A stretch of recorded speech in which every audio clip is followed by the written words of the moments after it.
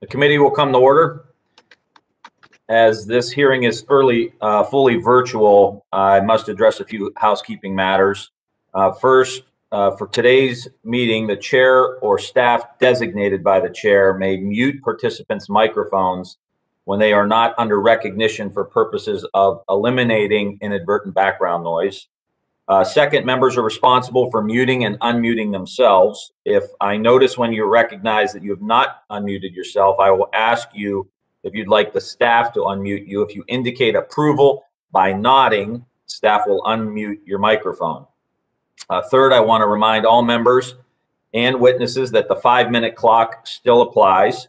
You will notice a clock on your screen that will show how much time is remaining. And if there's a technology issue, we will move to the next member until the issue is resolved, and you will retain the balance of your time. Fourth, in terms of the speaking order, we will be beginning with the chair and ranking member. Then members present at the time the hearing is called to order will be recognized in order of seniority. Finally, the House rules require me to remind you that we have set up an email address to which members can send anything they wish to submit in writing at any of our hearings. That email address has been provided in advance to your staff. Good morning to our panel. I'm pleased to welcome Acting Chief of the Capitol Police, Yogananda Pittman, and Acting House Sergeant at Arms, Tim Blodgett. Today is our third of 3 hearings reviewing the aftermath of the breaching of the Capitol by an insurrectionist mob on January 6th. The purpose of this hearing is to dig deeper into the failures that occurred on January 6th. I and the members of this subcommittee will be asking some very uncomfortable questions as we conduct a thorough review of what went wrong.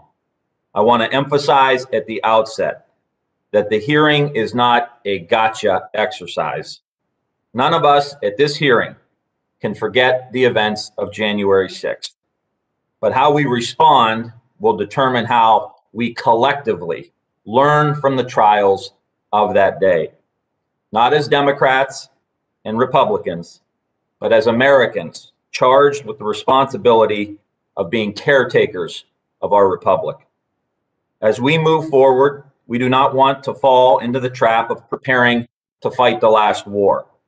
We must be prepared to ensure the next one never happens, and if we ignore the mistakes of the past, the Capitol campus will continue to be vulnerable to unknown and unexpected threats.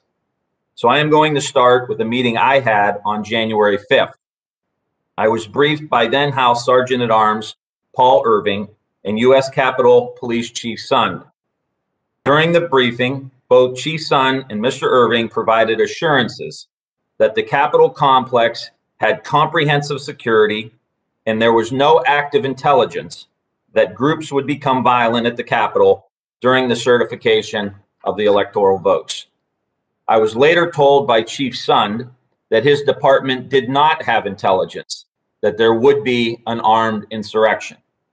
Although we now know that there was in fact an intelligence report from his own department released on the 3rd, which states, quote, "Unlike previous post-election protests, the targets of the pro-Trump supporters are not necessarily the counter-protesters as they were previously, but rather Congress itself is the target on the 6th.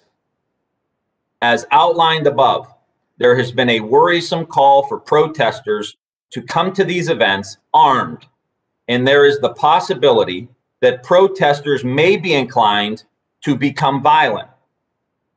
This, combined with Stop the Steal's propensity to attract white supremacists, militia members, and others who actively promote violence, may lead to a significantly dangerous situation for law enforcement and the general public alike," end quote.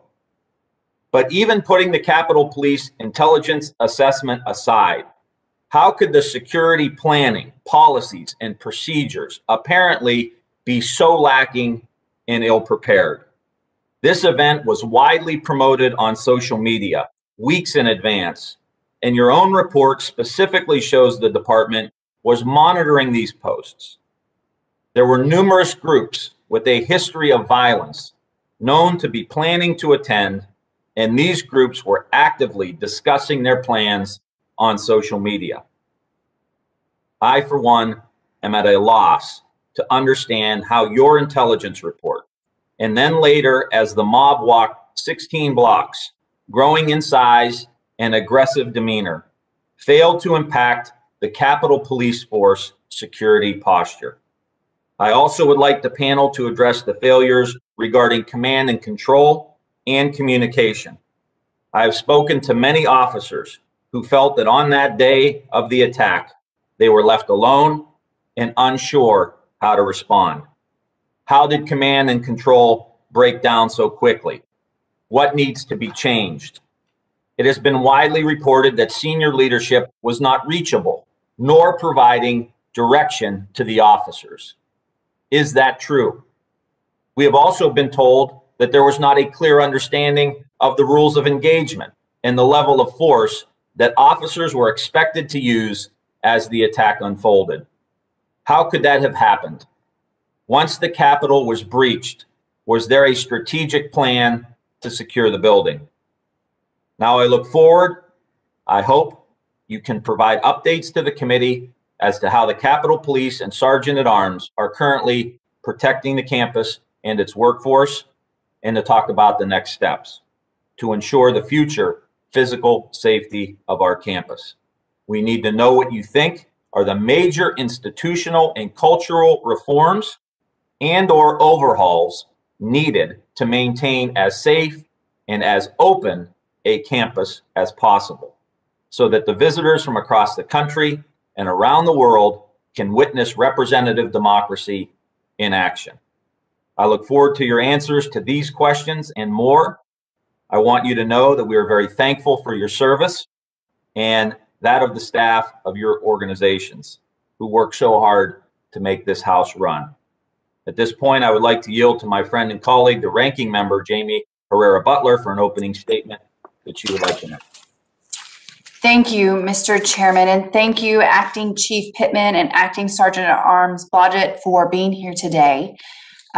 January 6th, the whole world watched in disbelief as the center of American democracy was assaulted. The very ideals of democracy that make us the envy of the world were attacked. It was the Constitution in action. It was the counting of the electoral votes. It was the transfer of power that takes place every 4 years. And it was literally under insurrection. The very ideals were coming under fire. And that day, an angry mob with the intention to destroy not just the symbols of our freedom, but the people who took an oath to serve and protect the Constitution. The assault on the Capitol will forever be a painful reminder that democracy and the rule of law are not guaranteed to us. We must continuously fight to uphold them. With that in mind, we have to take very seriously that it's our job as both the American people and as members of Congress to make sure this never happens again. This starts with a clear and candid assessment of what went wrong. Here's the truth. Top officials either failed to take seriously the intelligence received or the intelligence failed to reach the right people. This meant that the Capitol Police Force was woefully unprepared for the attack. To be clear, the United States Capitol Police Force is not meant to be an army. Expecting 1,600 officers to hold back an unruly mob of 8,000 to 10,000 people, many of whom were armed and had their own homemade explosive devices or came with or weaponized everyday items. It's not a position we should ever have to be in. But but we must understand what failed on that day, whether it was a broken lines of communication, whether it was inadequate training, not enough for the correct equipment, decision-making processes, or everything in between.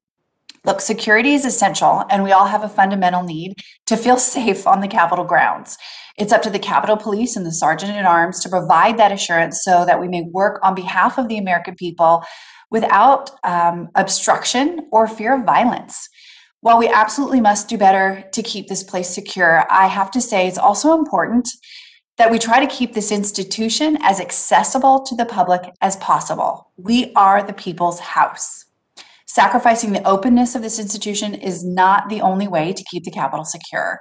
I don't like that there's a fence around the Capitol complex that makes the seat of democracy look like a military base. And I don't like that it costs almost $2 million a week. I hope we're able to find ways to secure this place without such measures. A balance, I believe, must be and can be struck.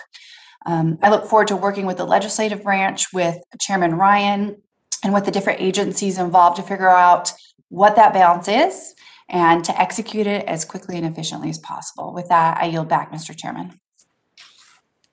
Thanks, Ms. Herrera-Butler. Appreciate your leadership on all this, and I appreciate how you've conducted this in a bipartisan manner. It's been a joy to work with you. Next, we will ask the chair of the Full Appropriations Committee, Congresswoman Rosa DeLaura, for any opening statements that she would like to make. Thank you very much. Thank you, Mr. Chairman, and thank you, Ranking Member Herrera-Butler, and a welcome to our witnesses. I am so grateful to join with you as we dig deeper into the security failures that occurred on January 6th. On that day, our nation held its collective breath, watching in disbelief as violent insurrectionists rioted in our capital. We listened in horror as insurrectionists were spurred on. As the mob stormed the Capitol building, aiming to disrupt Congress, and yes, they came for the Congress. Members of the U.S. Capitol Police and the House Sergeant at Arms valiantly leapt into the fray, but they were overwhelmed. These courageous women and men risked their lives to defend our democracy. It's a testament to their bravery and their dedication that no members or staff were physically harmed. But it breaks all of our hearts that so many Capitol Police officers were injured in the attack, many quite severely. We pray for the officers and their families as they have dealt with the unfolding tragedy of that day, especially the family of Officer Brian Sicknick, and our hearts are heavy for the loss of Capitol Police Officer Howard Levengood, who died by suicide in January. As we honor these sacrifices, we must take the hard look at just what exactly happened on that dark day and what we need to do to ensure such an alarming breach, such an alarming failure of our Capitol security. This should never happen again. The attack exposed weaknesses in our Capitol security systems that are far greater than any of us would have ever anticipated. And it has made it abundantly clear that the Capitol Police and the Sergeant at Arms require major institutional and cultural reforms. What went wrong on January 6th? As the committee that funds the security of the Capitol, today we hope we can gain a better understanding of the problems that the Capitol Police and the Sergeant at Arms must address, what resources they need to reform themselves, to keep members, congressional staff, employees, and their own officers safe. What are the solutions? What should the role of the Capitol Police Board be? I say a thank you to our witnesses for joining us today. Acting Chief of Police Yogananda Pittman briefed members of the Appropriations Committee last month, and I hope we can continue to drill down on the issues that we discussed then. And Acting House Sergeant at Arms Tim Blodgett brings an important perspective from his office. On January 6, 2021, our nation gazed into the abyss. Our democracy indeed is fragile, but the security of our seat of government should never be.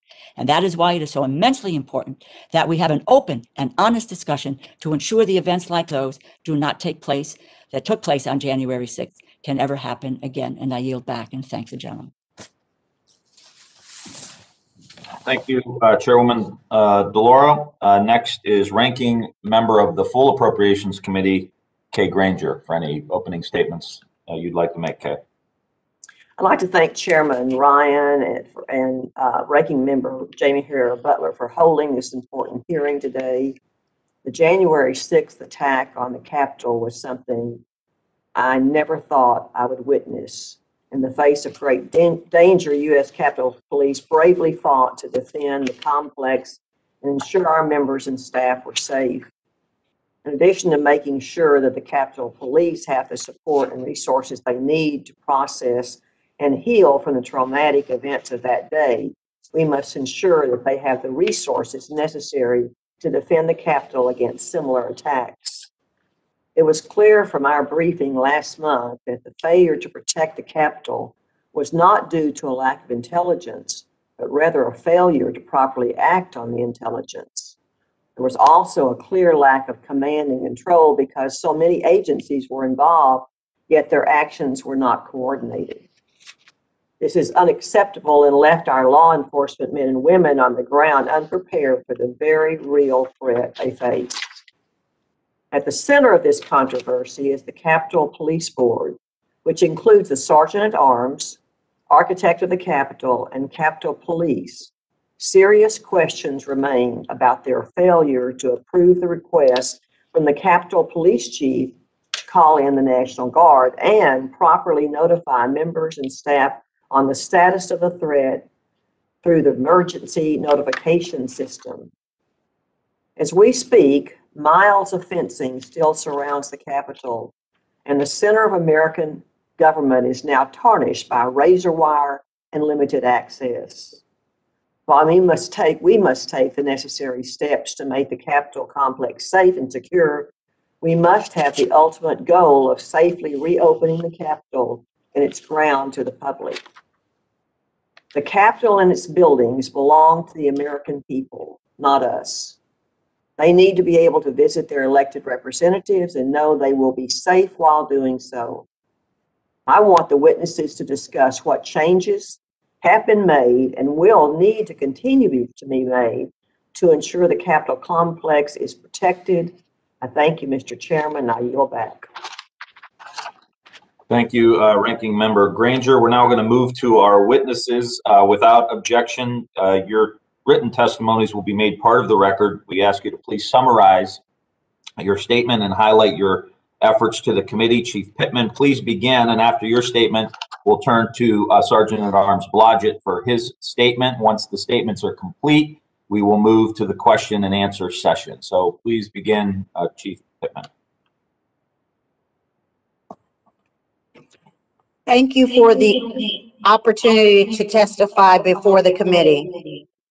On January 6th, our strength, determination, and commitment to the mission of protecting the democratic process was tested.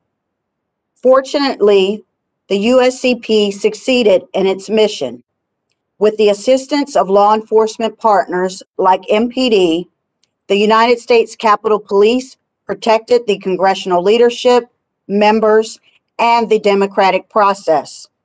On January 6th, I was the Assistant Chief of Police of the department's protective and intelligence operations. Leading up to January 6th, the department gathered information about the anticipated events of the day and released assessments that analyzed the raw information received from multiple sources. The department issued 4 assessments about the January 6th event. The final assessment indicated, amongst other things, that militia groups, white supremacists, and other extremist groups would be participating in the January 6th event. These groups planned to be armed. The target of the demonstration would be Congress, and the demonstrators saw this as a last opportunity to overturn the results of the presidential election, and they were desperate. The assessment was widely shared throughout the department, and in response to the assessment, the department made significant changes to its security posture. We increased the size of protection details, deployed counter-surveillance agents across DC, increased our CDU platoons, including deploying hard platoons. We deployed SWAT teams, enlarged the security perimeter, and increased exterior and interior patrols to include the subways. Since the 6th, it has been suggested that the department was either ignorant of or ignored critical intelligence that indicated that an attack of the magnitude that we experienced on January 6th would occur. The department was not ignorant of intelligence indicating an attack of the size and scale we encountered on the 6th. There was no such intelligence. Although we knew the likelihood for violence by extremists, no credible threat indicated that tens of thousands would attack the U.S. Capitol. Nor did the intelligence received from the FBI or any other law enforcement partner indicate such a threat. Indeed, the Secret Service brought the Vice President to the Capitol that day as they were also unaware of any credible threat of that magnitude. The department also did not ignore intelligence that we had, which indicated an elevated risk of violence from extremist groups. To the contrary, we heightened our security posture. There's evidence that some of those who stormed the Capitol were organized, but there's also evidence that a large number were everyday Americans who took on a mob mentality because they were angry and desperate. It is the conduct of this latter group that the department was not prepared for. The department did face some operational challenges that we are addressing. For example, the Capitol lockdown was not properly executed. Some of the officers were unsure of when to use lethal force. Our radio communications to officers were not as robust, and we are ensuring that our incident command system protocols are adhered to going forward and re-implementing training in those respective areas. We are addressing those operational challenges, but I want to make clear that these measures alone would not have stopped the threat we faced. To stop a mob of tens of thousands requires more than a police force. It requires physical infrastructure or a regiment of soldiers. Since the 6th, we have hardened the complex, and we know that some of those temporary enhancements are not popular, but these are necessary in the short term. The department is beefing up its flow of information and now holds daily calls with its intelligence partners. I would like to thank the committee for their continued support in ensuring the department has what it needs. I'd also like to thank the chairman for helping the department to ensure that our officers have the mental wellness resources that they and their families need. As to the USCP officers that proudly serve the congressional community, they fought bravely on January 6th. They are heroes. I am ready to answer your questions. Thank you.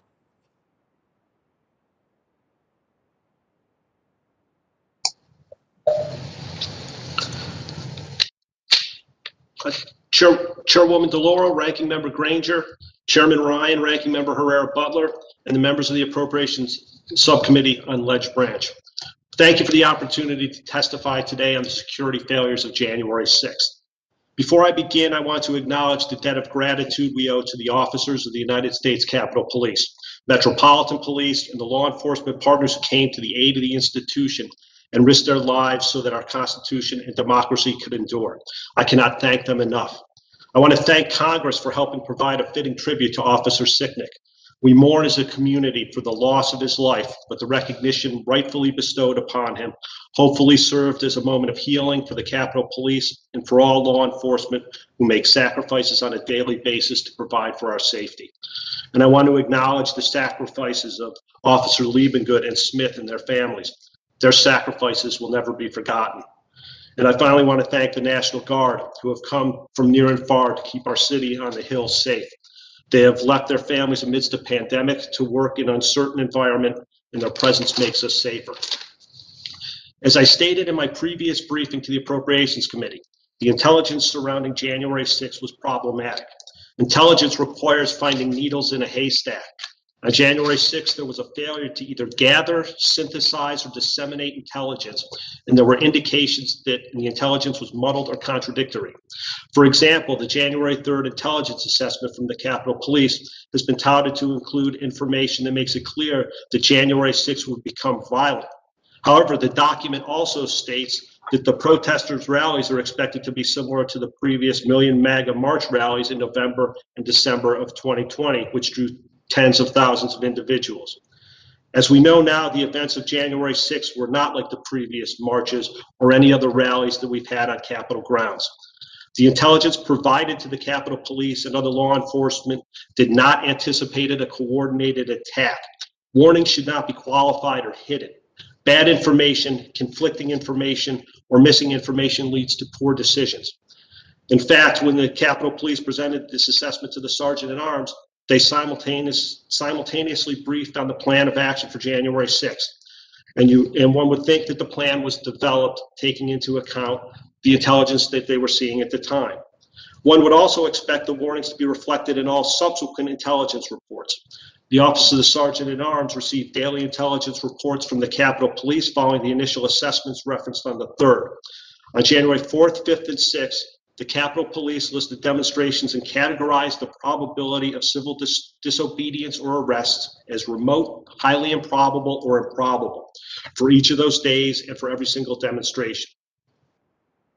The characterization of the threat posed by these protests only reinforced the notion and thinking that they were similar to the 2 previous demonstrations and not the violent insurrection that we experienced. The Office of the Sergeant at Arms is a consumer of intelligence products. We do not independently acquire or analyze intelligence. We are dependent on the Capitol Police and the intelligence communities to provide timely, accurate, and succinct intelligence to help guide our decisions. And it pains me to say, but the intelligence missteps cascaded into inadequate preparation, which placed the health and lives of frontline officers at risk. While frontline officers did everything they could that day, the Capitol Police was prepared for a First Amendment event, but not adequately prepared for the events of January 6th. For example, former Chief Son noted in his letter to congressional leadership that he had expedited the delivery of approximately 104 helmets to officers. It was a good decision to expedite the delivery of the helmets, but it also raises questions as to why the officers did not have the helmets on hand. I support any efforts we can to acquire all gear for our officers to keep them safe and to be able to keep the gear on hand, and have expressed the support to the Capitol Police Board. Proper planning before an event will provide the needed support to the officers on the line and help ensure that the event does not turn into a crisis. We must also prepare for contingencies. The failure to prepare for contingencies can result in greater difficulty in execution. Security examinations are currently underway to make sure that we are prepared for the next January 6th. Lieutenant General Honore and his task force have been working to not only examine the security postures on the Hill, but also the security of members traveling, as well as in their districts. My office has worked in coordination with General Honore and his team to support this critical tasking. This could prove to be valuable input in how we better align the Office of the Sergeant at Arms to provide security services to members. In the aftermath of January 6th, I know the Office of the Sergeant at Arms must provide more to members and staff to keep them safe. These better services will come with an accompanying cost. I am committed to carefully stewarding the funds that the subcommittee provides. Funding is an important aspect, but just as important, if not more so, is the right organizational structure. A new look and perspective will help inform my own proposals the subcommittee will see. I also support necessary infrastructure improvements, support the changes that the Capitol Police will propose to its FTE structures, equipment upgrades, and more importantly, the investment in its officers. The Capitol Police and the Office of the Sergeant at Arms will evolve to better secure Congress. Thank you for the opportunity to testify, and I welcome your questions. Thank you, Chief Pittman. Jet. We appreciate it. Chief Pittman, let me start with you. First, let me say thank you to you for the lines of communication have improved dramatically over the past weeks, and I want to just say thank you to you and your team, Chief Pittman, for making sure you're staying in contact with the committee in the Congress. I've got a couple questions. So you were talking about increasing the size of the dignitary protection, posting dignitary protection agents, extending coverage of the investigations division. So when you said you increased the size of dignitary protection, how many people were increased there? How many law enforcement people were increased? Yes, sir. Thank you. So we went from 4-man protection details and increased that to 6-man protection details. Okay, so that's, I mean, that's not a significant increase at all when you're talking about, you know, what we went through. How about some of the other things you mentioned? So you embedded an analyst, deploying counter surveillance agents. So how many counter surveillance agents did you deploy in the morning of the 6th? So we deployed all of our counter surveillance agents that we have available to us. We also increased our open source operations, if you will, to go from a 16-hour day to we separated our manpower to ensure that we had open source operations around the clock. So all of our PSB operators, if you will, which includes dignitary protection, the investigations division, as well as intelligence, were operating on a 24/7 platform. Now, I understand that. And my main point is that this was not in any way a significant increase in the amount of law enforcement that were out there. Moving a detail from 4 to 6, even if you did that multiple times, is not any significant increase. And I guess the question I have is that if you felt like, and everybody felt like this was adequate, why was Chief Sun trying to press the Sergeant at Arms for more help? So let me just be clear. As it relates to dignitary protection, that is just a small portion of U.S. Capitol Police. So there's a limited number of dignitary protection agents that are specially trained in that area. So increasing from a 4-person team to a 6-person team essentially is all of the dignitary protection agents that U.S. Capitol Police has available to them. So No, there was, I so understand. going from that 4-person team to 6 is every person that we have. As it relates to the operational side of the house, that's where the bulk of the agency is employed by the Uniformed Services Bureau. So that's where the increase came primarily from as it relates to forming up those civil disturbance units. So prior to that January 3rd assessment, the operational plan required for 4 platoons to be activated for the January 6th event. Uniform operations increased that platoon size to maximize its strength to 7 platoons. That is essentially every available officer that we have to form up our CDU units. That's 276 officers approximately, with 40-person platoons each. 3 of those platoons comprise of hard platoons. Those are the officers that you see in the hard turtle gear, and they have extra, if you will, less than lethal options available to them, as well as tactical gear, sir. Okay, and I appreciate that, but my point is that clearly Chief Sun didn't think that was enough, because he was going to the Sergeant at Arms, Mr. Irving, and saying, "Hey, we need more help." And so he knew. Did you feel that same way?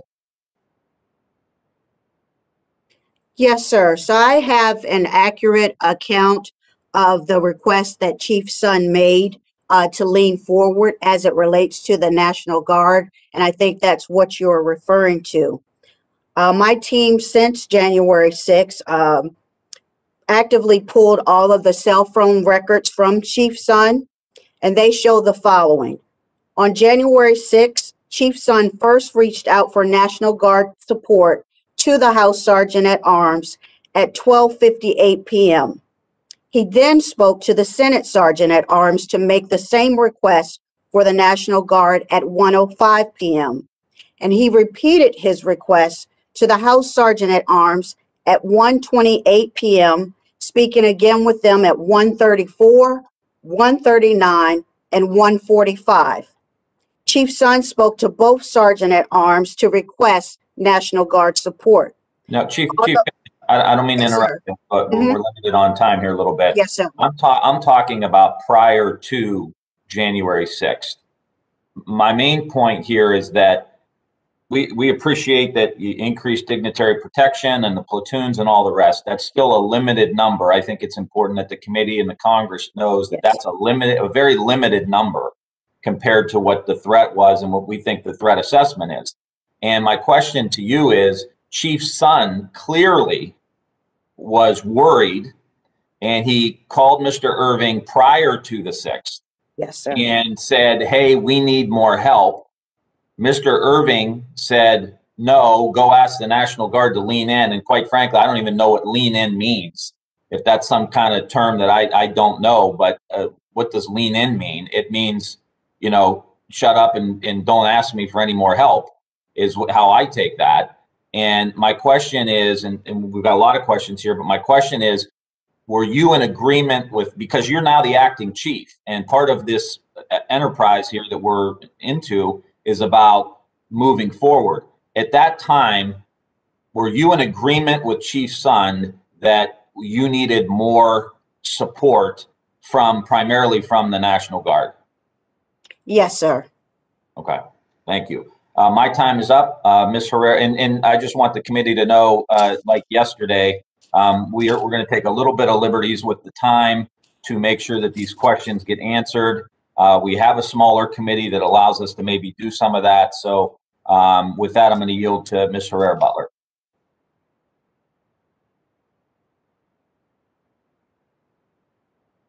Our acting sergeant at arms, Blodgett, if we could, and then maybe scale back.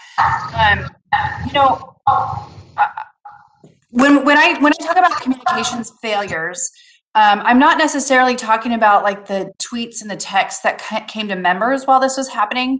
What you and I discussed on the phone, and what I think is really important is I was standing next to officers, both sergeant of arms and Capitol Police officers, as the insurrection was happening on the House floor, getting to the House floor.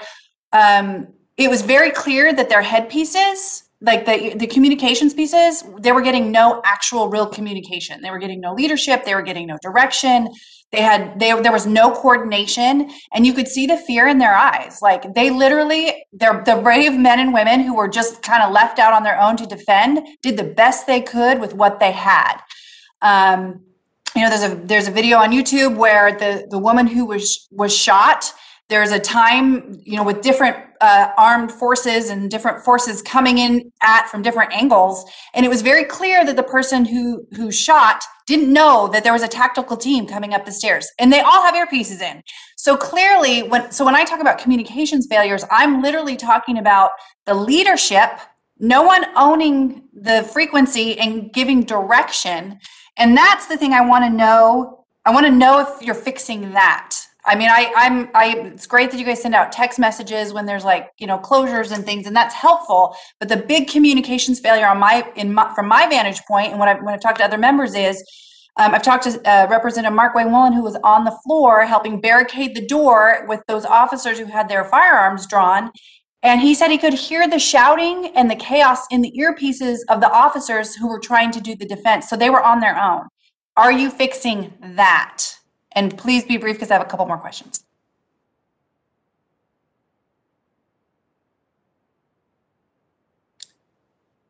Acting Sergeant of Arms, are you there? Apologize, I was on mute. I have to remember to unmute. Yes, that's something we need to fix, and we need to fix it immediately. I believe the chief acknowledged in her statement, and I don't want to speak for the acting chief, but that communication needs to be enhanced. It drives either out of the command center or the incident command post, wherever that is set up. In terms of that, in terms of the communication with my staff. Okay. In the Sergeant at Arms, we don't control the Capitol Police radios. While we have the radios and can hear what is or is not going on, we do not interject during a crisis. We communicate with our staff either via the cell phone, text message, and we were in close contact. The situation where you discussed where Officer Bird was at the door when Ms. Babbitt was shot, it was our Sergeant at Arms employee who rendered the aid to her. at that site. Can I jump in there? Sure. So you guys are in charge though of the security on the House floor, or are you just there to make sure that we take our coats off when we're on camera? We are there to enforce the rules of the House, to work in conjunction with the Capitol Police to make sure that it's safe. We had staff on the floor and in the galleries as well. So can I ask, so talking about what happened on the floor, when the Senate was evacuated, and maybe this will be a Chief Pittman question, when the Senate was evacuated, it was several minutes, and I don't have the timeline in front of me, before the House was evacuated. Why were we locked in and left on the House floor when there were known assailants in the building and the Senate was being evacuated? Did we not have a plan for evacuation? Oh, I'm sorry. Yes, we had the Office of Sergeant Arms put together a plan for evacuating the House floor. The tactical decision to evacuate would be left to the Capitol Police, because at the command center, they can see what's going on throughout the campus. We don't have eyes on that. Okay, let me switch over then to Chief Pittman. Chief Pittman, can you speak to the lack of communication to your officers on their radios? And can you also speak to the reason that there was a decent time delay between when the Senate was evacuated and the House was evacuated? Yes, ma'am. So as it relates to communications, U.S. Capitol Police has practiced routine drills, if you will, for the incident command system since the September 11th incident. On January 6th, our incident command protocols were not adhered to as they should have. Basically, let's tell me specific. Yes, ma'am. Within an incident command structure, you have operational order, if you will, and it designates who is in charge of what from your incident command structure on the ground, as well as a lot of your leadership folks, to include myself and several other deputy chiefs, are posted within the command center. So you actually have a 1,000-foot view, if you will, and then a boots on the ground view. Those boots on the ground view, the persons in charge of our civil disturbance unit, as well as those operational commanders that are in charge of the Capitol, are responsible for that implementation of that incident command system. So when there's a breakdown, you look for those commanders with boots on the ground to provide that instruction. That did not happen, primarily because those operational commanders at the time were so overwhelmed, they started to participate and assist the officers with boots on the ground versus providing that guidance and direction, if you will. Can I ask, so are you talking about the officers who were, when you say boots on the ground, the guys who were and gals who are literally defending us against the attackers, are you saying they were responsible for the communications breakdown amongst themselves? No, ma'am. So I want to know why yourself and the other leaders did not maintain or regain control of the comm system because you had a bird's eye view advantage. Yes, so the expectation is not that those officers would be in charge of the communication, those commanders would be in charge of, that were directly responsible, that those officers reported to, because they have the tactical advantage and strategic lens, if you will, on with those officers. Are you saying those commanders then somehow, and this is an honest question, so the commanders failed to regain control of the comm systems and direct the officers who were on the front lines? I think it's a multi-tiered failure, if you will. Can I really quickly just read, this is something I think is really important. The Capitol Police Union issued an overwhelming no confidence vote for the force's top leaders, including Acting Chief Yogananda Pittman, yourself, and half a dozen other agency leaders. Pittman drew a 92% no confidence vote with 657 of the 1,050 union members participating in the vote. The vote is symbolic, obviously, it's not actionable. But of note, roughly half of the U.S. Capitol Police sworn officers belong to the union. So I am frustrated that what I'm not hearing is, hey, I was sitting there watching this with a bird's eye view, and I tried to I'm hearing a lot of process and a lot of almost explaining why there's a problem versus hearing how you're going to make sure that there is a command center who speaks into the earpieces of the officers and provides direction and leadership. The part of the problem there was chaos was because each and every one of these officers, boots on the ground, commander or not, had to make a decision with no information. There was no incoming help as far as they knew. They had no idea what you guys were doing. I mean, my hat is off to these brave men and women. They saved our lives. And I'm frustrated that I'm not hearing, this is how we're fixing that right now. This is what we're doing. And that's what I expect. And I know, Mr. Chairman, my time is up. I'll wait for a next round. So you'll back. Yeah, thank you, Ms. Herrera Butler. Just quickly as a quick follow-up before we go to Ms. DeLauro, in line with what Ms. Herrera Butler was just saying, can you give us an explanation about the preparation for January 6th? And was there any special training for the officers to have them prepared for this? Yes, sir. So a couple points of clarification. Explaining the incident command structure was just basically to detail what the system was supposed to do. The executive team here has taken a number of proactive steps to ensure that incident command protocols are adhered to in the future as it relates to the command staff that are giving directions in the command center. That was forthcoming. I myself directed the Capitol lockdown on the day in question. With that said, there are many more improvements to be made. As it relates to the vote of no confidence, the numbers there are not totally accurate. 36% of our sworn population, less than half of the available officers that could have voted, said that they vote no confidence for the Capitol Police leadership. With that being said, I think that one vote is one vote too many.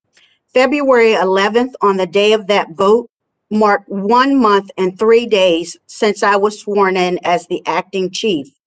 Since then, my team and I have been working around the clock, and the entire department has been working around the clock.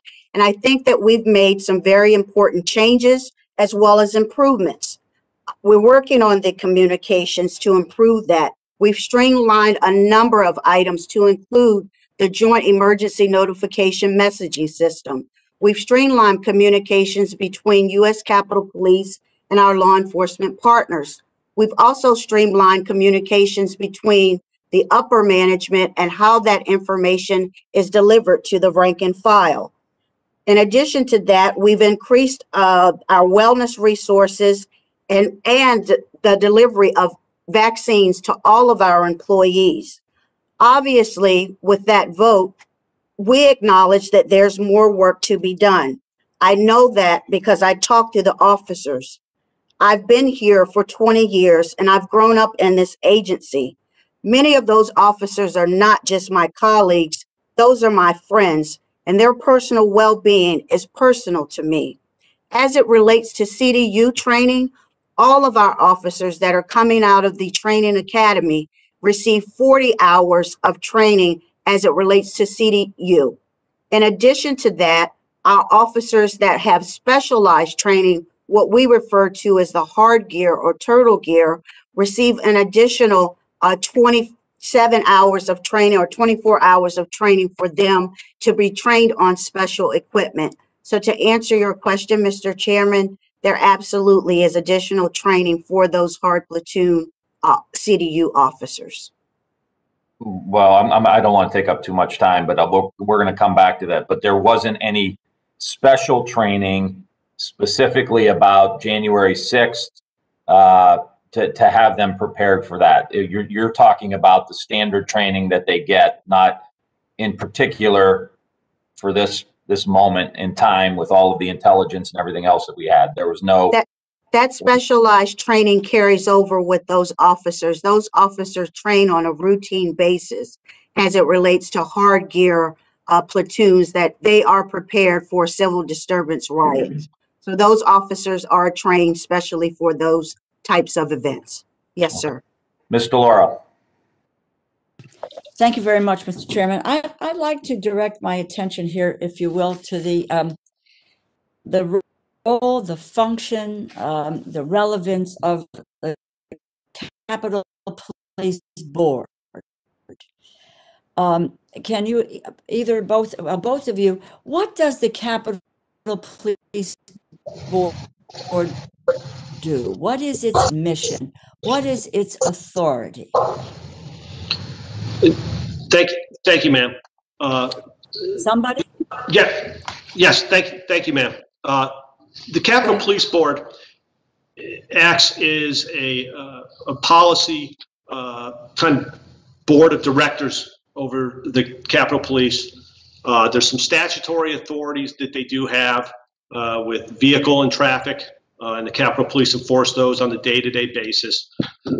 There's obviously the emergency and request for executive branch assistance, protection of leadership overseas, and deployments are just some of the direct statutory inputs that the Capitol Police Board does have. I see the role of the Capitol Police Board is to provide the policy guidance to the chief, support the chief in the needs that she has to both your committees, and then obviously on the Senate as well.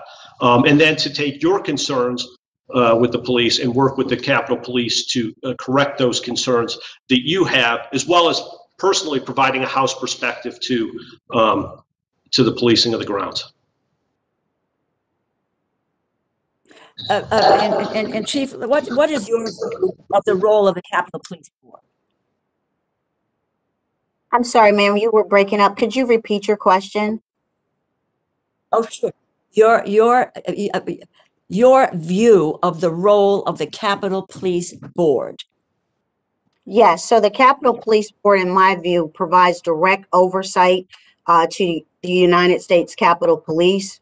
When there are huge or special events that are occurring on the campus, the United States Capitol Police develops an operational plan, and they share those plans with the Capitol Police Board as it relates to an intelligence perspective on any types of events.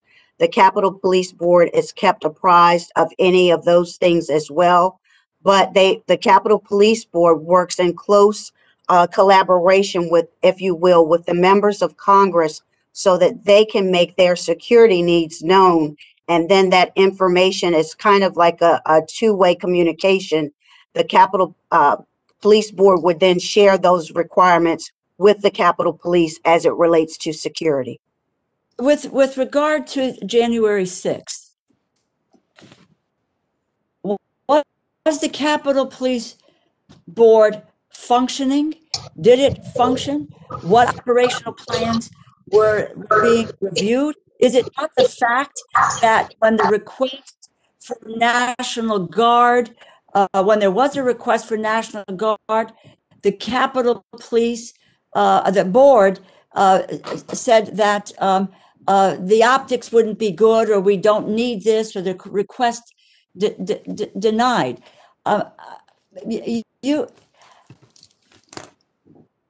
There doesn't appear to be what is its real role? Is it have a role in oversight of the Capitol Police? I know it does a lot of ceremonial things, and I appreciate that. Everybody has to be taken care of, but this board and its where was the board and how did it function prior to January 6th and on January 6th? So, ma'am, if I could answer that question as it relates to Capitol Police prior to January 6th, I think it's important to note that by statute, in order for U.S. Capitol Police to have the National Guards on its grounds in a law enforcement capacity, the Capitol Police Board must first declare an emergency. So in order for us to, I think you're Capitol Police, your responsibility was to declare an emergency before the Capitol Police Board could respond. No? Okay. Help no, me. ma'am. So by statute, in order for the U.S. Capitol Police to have the National Guards on our grounds, the Capitol Police Board must declare Board has an to- emergency. Yes, ma'am. Was there any emergency declared? Either prior to, with intelligence information that determined that they were coming for the Congress, and quite frankly, in the midst, where were they? Where was this board prior to and during this insurrection? Yes, ma'am. So it is my understanding that Chief Sun did make the request to the Right. Capitol Police Board to declare an emergency so that When? prior to January 6th. Prior to January 6th. Yes. And the response from the Capitol Police Board was that as his I recall request it, was I don't denied. have- Right. And the issue was, and I don't have all of my quotes in front of me here, but that it was the optics of the National Guard being on the that was a concern. Ma'am, was not privy firsthand to those conversations Okay, fine. to say whether or Gotcha. not they said optics. So But I know the request was denied. the request was denied. The request made prior to January 6th that we have National Guard on the premise, and that request was denied by this board. And it would appear that this board has, I can't get a delineation, and we'll find it, of where its authority begins, where it derives from, what it is, and does it rule by fiat? They make a decision, and it occurs. Mr. Blodgett, Ma'am, I believe. you're on the board. Yes, I'm currently on the board. Yes. I was not on the board on January 6th. However, my understanding is it was brought up at the December board meeting. I would have to go back and check that Chief Sund brought up the National Guard to Mr. Irving on the 4th. Mr. Irving, I believe, testified the other day that he did not take that to be an ask for an emergency declaration. Talked to Mr. Stanger. I do not believe that the chief ever spoke to the architect of the Capitol. Prior to that, I believe that's what Mr. Blanton testified to yesterday, who is also on the board. So the ask would have to come from all three. The Capitol Police Board issued a verbal declaration of emergency to give authority to National Guard deployment on 2/10 on the 6th. So, Rosa, if I could Please, just, go ahead. if I could just follow up This, here. this board seems to be obsolete. This Yeah. board seems to be non-functioning. And I think Mr. Ryan. we're getting to the point here. So whether it's Tim or Chief Pittman, it sounds that there was an official denial at the December meeting for the emergency order. No, I apologize. The demonstrations were discussed. There was no request at that time for an order. Did I recall? There was no, because Mr. Stanton was before us Right. yesterday, and there was never a vote by the board. And I think this is what's really important about how to get to the bottom of this. So it sounds like Mr. Irving was taking all of the authority that the board should have had and was basically denying Chief Sund's request. without even bringing it to the board. So that brings about two questions that this committee has, and I think a lot of us have, is that who in the hell gave Mr. Irving the authority to not bring requests by the chief of the Capitol Police who wants more help?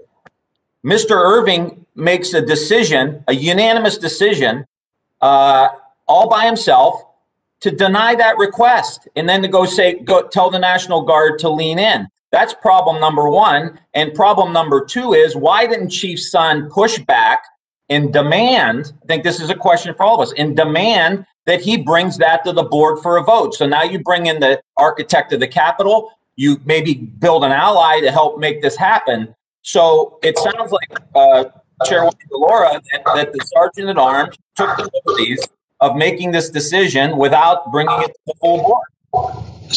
Sir, if I may, I don't think that I can't speak for Mr. Irving, but he did testify that he did not take that January 4th conversation with Chief Sund and ask for an emergency declaration. But you've hit on a historical tension on the board. There was a report in 2002 from GAO and a subsequent report to Congress by the board at that time in 2003, which talks about emergencies and the board and how the structures need to be tightened and they need to be forward thinking. And I'm happy to provide that report to the committee as well. But it sums up the tension and it talks about some of the issues that you raised. Chairwoman DeLaura, do you have any further questions? No. It's critical whether it needs to be revamped. What kind of authority does it have? At the moment, I view it as a vestigial. It's just there. It doesn't appear to do a hell of a lot, nor did it do a hell of a lot to deal with this situation on January 6th. It's like your appendix. It's just there. It doesn't have any real function. So the question is, the photos of footage of Capitol Police posing for photos with insurrectionists. There are ongoing investigations, is what my understanding is. How many officers are under investigation? What's the rationale? When will the investigation be concluded? When can we get a report?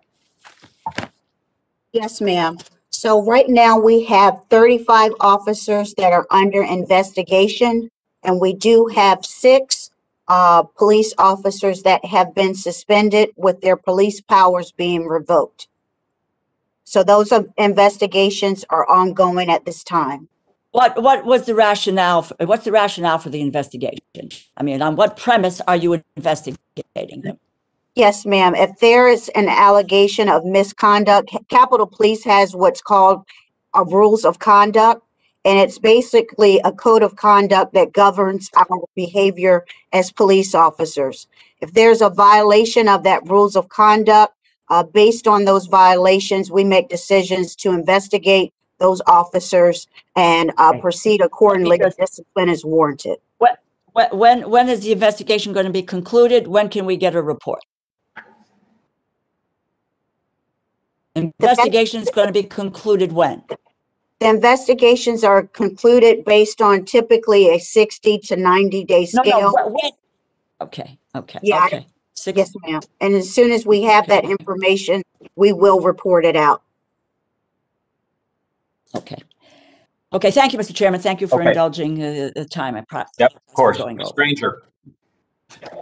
Thank you. What I'm seeing is what I was hoping to hear are important changes and lessons learned and where we go from here. What I'm hearing is the same old stuff and pointing fingers, and it looks like protecting jobs. And having faced something as serious as we faced and know that this could happen again, this is very, very disappointing at the least and frightening at the most. And it seems as if, particularly in the communication, in the days leading up to the 6th or whatever, then we have a system that failed at every level. And even at the time when we were seeing very, very serious, dangerous things happening, and we were watching or participating in the case of members of Congress, I think that this has to be looked at and go back and have proof of the communication. And then why in the world could action not be taken at that time when there was time to do something? I would also like, having sat through another meeting where we listened testimony, I would like the testimony at the other proceedings of the acting chief and the testimony today in a comparison of how the explanations have changed. I think we've got a lot of work to do on this committee, but I think we have to start with looking at the system and saying what should happen and who should have the authority to say, yes, we must have extra help right now, immediately, or no, can say, no, you can't have that, because that happened all up and down, and I think we really need to understand that before we meet again. Thank you. No more questions.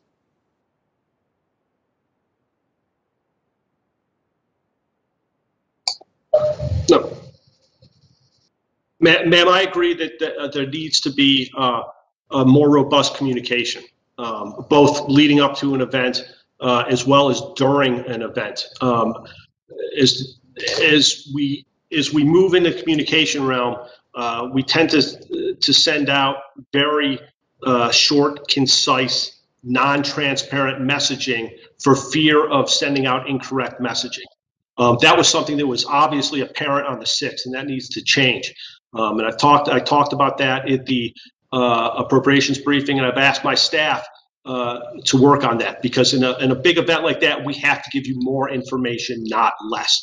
The canned messaging may be good if there is a barrier that doesn't go down and you need to go in through another entrance, but not when it's a considerable life safety event. You need to have the information available to be able to make the best decision to protect yourself. And I agree with you that needs to be looked at and corrected. And if I could echo Mr. In some situations, I know in my situation, I was Hill House and I was quarantined, and so we were, of course, under threat of a bomb, so we ran out in the street. And then what happens out in the street? I had a situation where a police officer recognized me and said, "Where can you go to be safe?" And I couldn't go back to where I lived.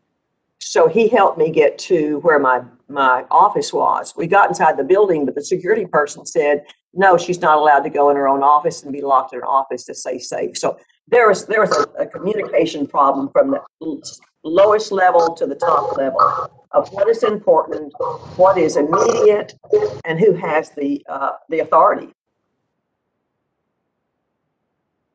Yes, ma'am, I agree. Capitol Police is acknowledging that there are numerous lessons to be learned from the top down. We are leaning forward. We're actively working with the task force that the speaker has at the request of Lieutenant General Russell Honore. So we're leaning forward with those recommendations, really conducting several assessments from the Office of the Inspector General, our own internal assessments, but really acknowledging what can we do in the short term to acknowledge those failures and make sure that those things don't happen again. And then leaning forward to say, what are those long-term projections that we can implement over time as it relates to training, policies and procedures, equipment, and things of that nature. We've put a number of requests in the FY22 budget so that we can ensure that our officers have the proper tools and resources needed so that something like January 6th never happens again. We are leaning forward to improve our communications, not only with internally with our officers and leadership. We've also leaned forward, and I think that Mr. Blodgett and I recognize the failures of the previous Capitol Police Board as it relates to communications, and we have a robust communications. Tim and I talk daily, multiple times a day. So we acknowledge that there are a lot of things that should have been done differently, but this is an opportunity for us to make change, and we're making that happen. Thanks, Ms. Granger. I mean, that's the question, Chief Pittman, that I was getting to about the training, and particular training. Now you have the ranking member of the Appropriations Committee, and the officers weren't properly trained to be able to even know where to take her in that situation, and we find that unacceptable. Ms. Clark. Thank you, Mr. Chairman, and thanks to both of our witnesses, and in particular to Acting Chief Pittman.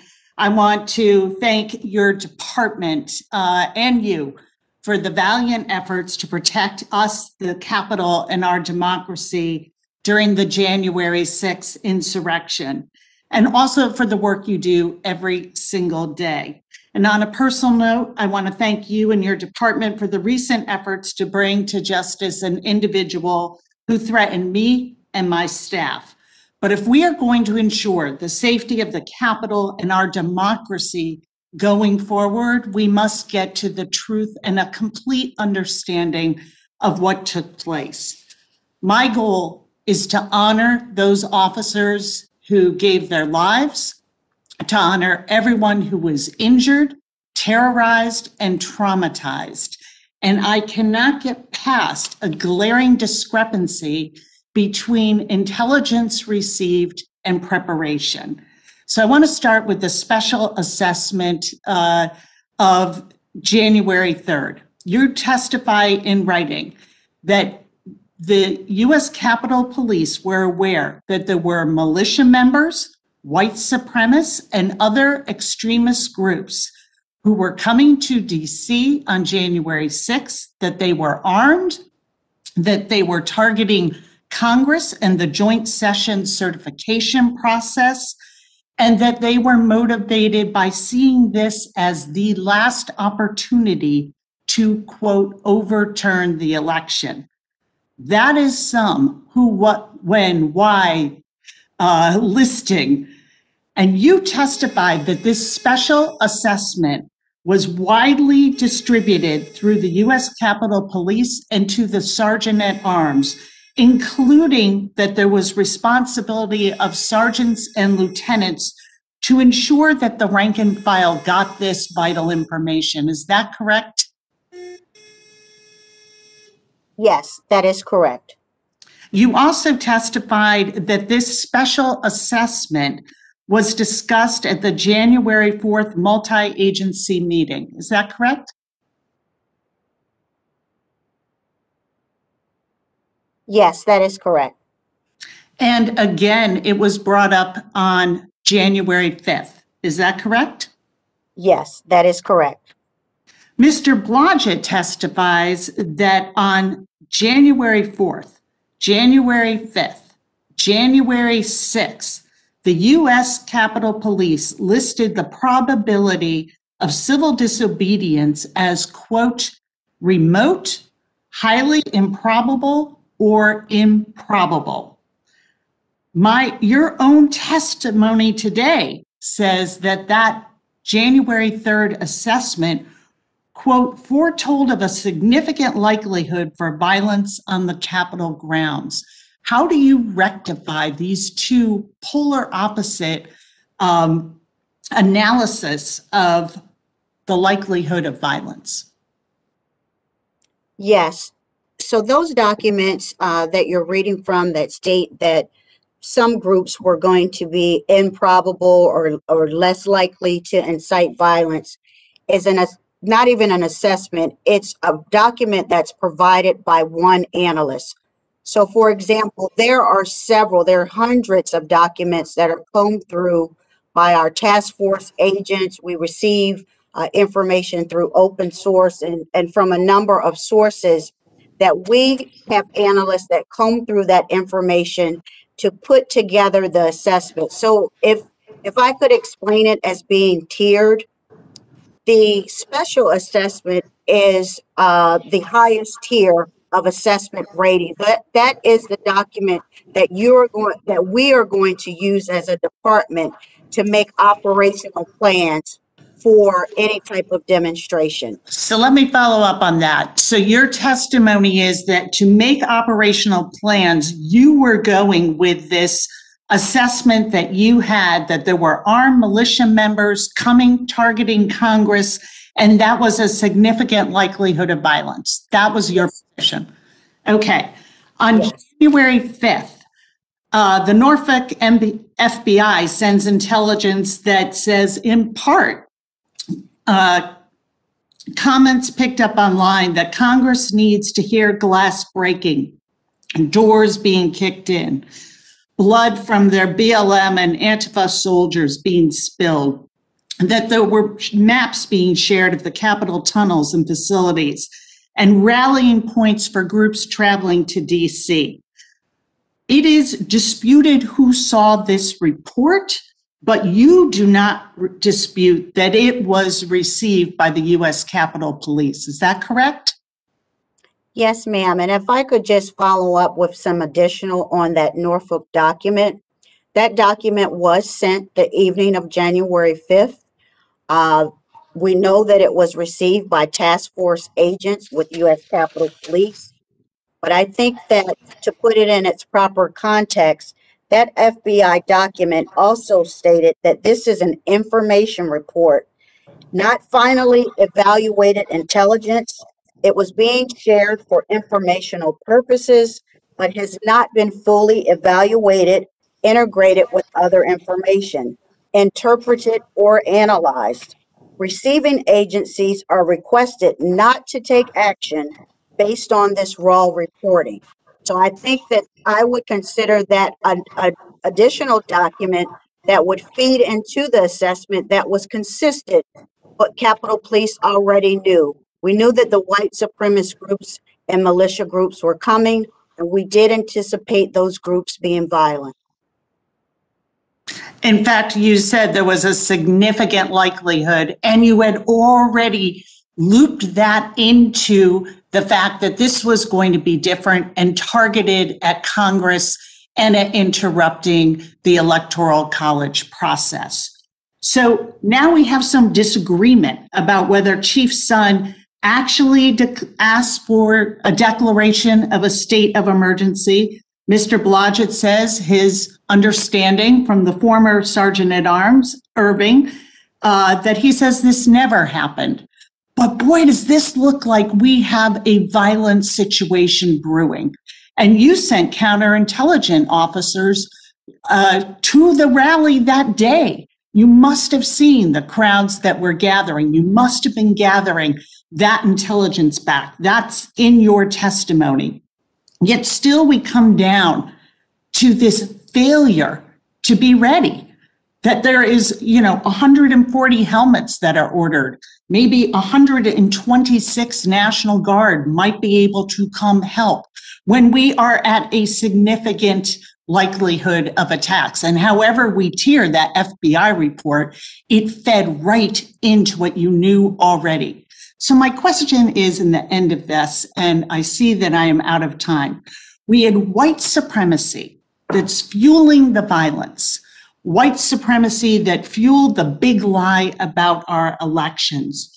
Do you believe that institutional racism, a culture of white supremacy, and I'm not saying any specific person or one action, do you believe that played a role in the discrepancy between the intelligence received, the assessment of the likelihood of violence, and the preparation that left our officers really at the mercy of the mob?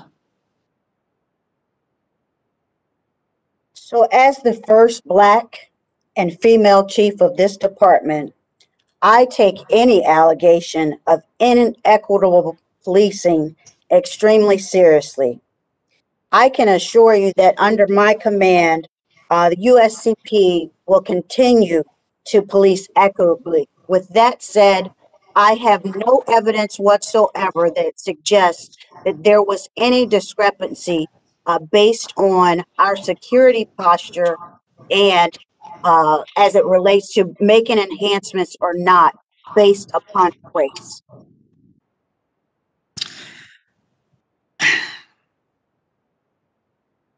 Do you believe that part of us moving forward on this, there are many things we have to do, technical and otherwise, but how are you going to plan in this new position with the morale being so low, and especially for those people of color in, you know, our capital community on your force, who see all of this through a very different lens and life experience? How are you going to address this and get to addressing institutional racism that exists in every institution we have here at the Capitol Police to ensure that this does not play a role in the decisions that we make? Absolutely. As the granddaughter of civil rights activists, a proud graduate of an HBCU university, and the mother of 2 African-American sons, I know all too well about the differences as it relates to policing and institutional racism. After the Black Lives Matter movement during the summer, I spearheaded town hall meetings for the first time at U.S. Capitol Police, where I provided a platform for officers to express their concerns with law enforcement as it relates to race. We brought in speakers, chiefs from all over the country, and we provided an opportunity for officers to speak freely so that we could address some of those morale issues that occurred after the Black Lives Matter movement. I am proud to say that from those town halls, we were able to identify themes, working with our training services division, as well as the employment assistance program, to ensure that our officers have the tools and resources that they need to address things like institutional racism. We will be leaning forward with the executive team to continue to ensure that our officers remain trained up on things such as unconscious bias, implicit bias, but we will also be providing new platforms to address those themes that were identified in October of 2020 last year as it relates to policing and institutional racism. Thank you, Chief Pittman. Thank you, Ms. Clark. Thank you, Mr. Chief Amade. Pittman. Hey, Mr. Chairman, thanks. I want to start with Tim Blodgett. Tim, you there? Yeah, I'm here, sir. Hey, listen, first things first, before we move into where we're going from here, because there's plenty of people paying attention to the 6th, and I get that, and I appreciate that. But in the background of your shot, you have a Buffalo Bills helmet. And I'm not giving you political advice. I'm just saying, quite frankly, the committee chairman is from the state of Ohio, and I don't think they play there. If you need something, try this book that the chairman wrote. It's not a page turner, but the chairman did write it. So as we go forward, just a thought. Now let's go to the topic at hand, huh? Hey, I want to concentrate on where we're heading as a result of lessons learned from this. And the first thing I'd like to do is, I hope that as we're looking about security examinations and going forward, that we're taking a holistic look. And so I want your response to this, which is, listen, I know equipment's part of it. I know procedures are part of it. Chief, this applies to your folks too. I know training's part of it. I know communication's part of it. I know standard operating procedures in the future are part of it. I want your response to, as we decide what role barriers play, and in case anybody's missing it, it's temporary prison fences with razor wire, that we can mold all this stuff together and say, in a holistic way, okay, so barriers play a part of it, but we don't want the maximum barrier, you know, like we're not doing other stuff. It's like, let's take a look at what our posture is in terms of how we operate, how we train, how we talk with the National Guard, how we whatever. And so I would like, if it's possible, to have you put something on the record that as we talk about what the holistic way to go is, that we evaluate all these tools at our disposal in a lessons learned sense, and don't just go back to, we want to do the maximum of everything. And the first thing is, it's kind of like working in a minimum security prison right now. And I'm not trying to be judgmental on anybody.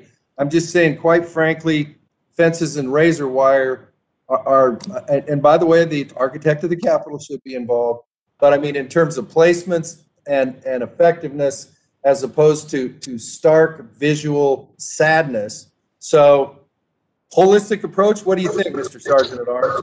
I agree there has to be a holistic approach, sir. The general honore study, as well as studies that the Security Services Bureau is doing, and any that the architect may do at some point, will take into account the security hardening that has to come around the campus, look to a future state, and by future state, I don't mean looking at necessarily barriers, but what new technology can we implement to keep the openness of the Capitol? The chief has a plan for attempting to draw down the guard, the wire, and the fencing. It won't be as fast as some people want, and it will be longer than other people want. But we'll be working with the committee and leadership on that, as well as any structural items that have to be done, especially the big ticket structural items. Your committee's going to be fully engaged in your staff. So, you know, we're going to be looking to you too.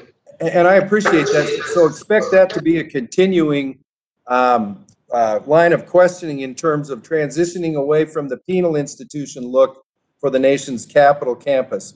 And I'm not putting that at anybody's doorstep. I'm just saying, as we get farther away, we should be able to transition to something that once again is non-penal. Chief, a couple of things for you. First of all, I'm going to ask you this question. I don't expect you to have the answer right off the top, so you can just return to us and the other members of the committee.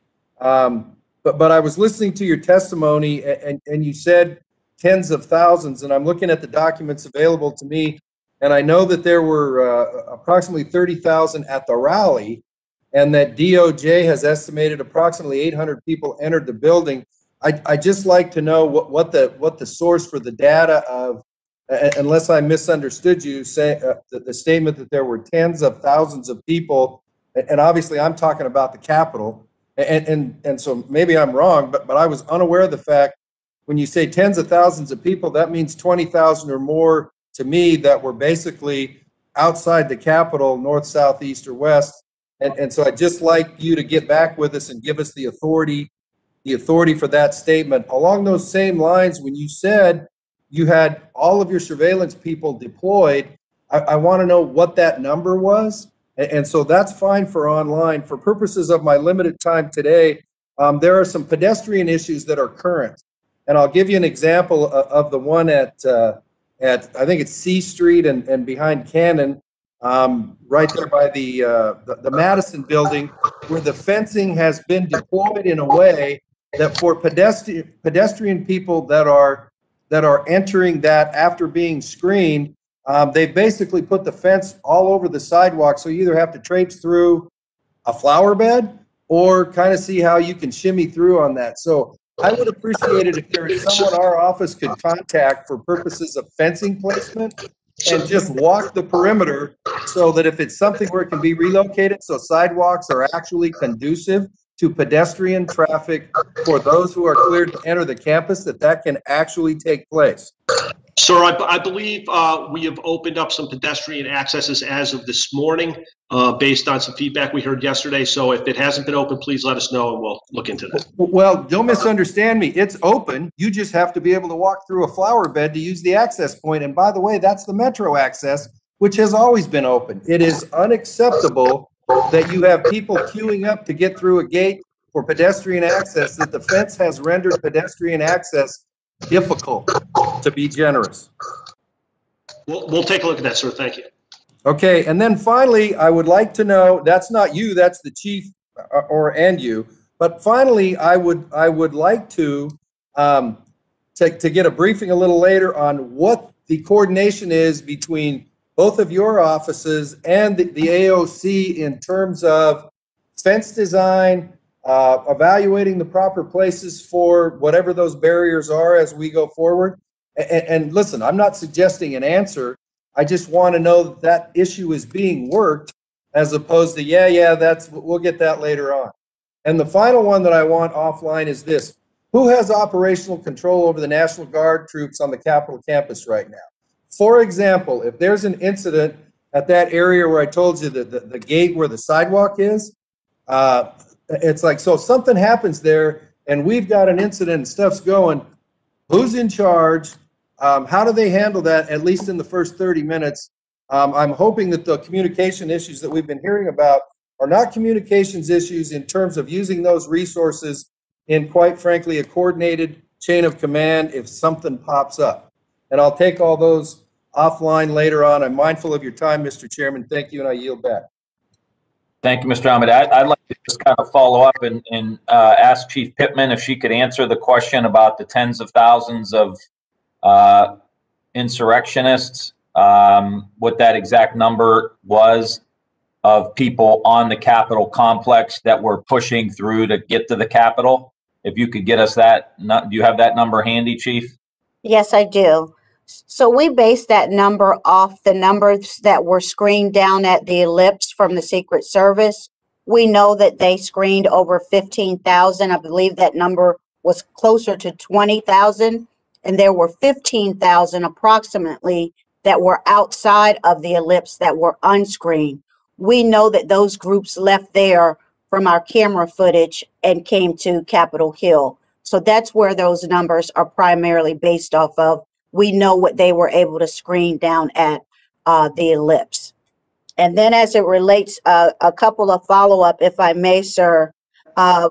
First and foremost, there was a question previously as it relates to evacuation routes. So I am willing to provide that. I know that some of that information is sensitive, if not classified, if you will. So I'd like to provide a follow-up answer as it relates to why we evacuated some of the chambers in the manner that we did.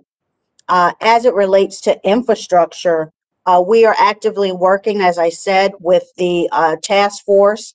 And I know that I speak for everyone here in the leadership when it comes to the fencing that's surrounding the campus, as well as the National Guard. We have no intention of keeping the National Guard soldiers or that fencing any longer than what is actually needed.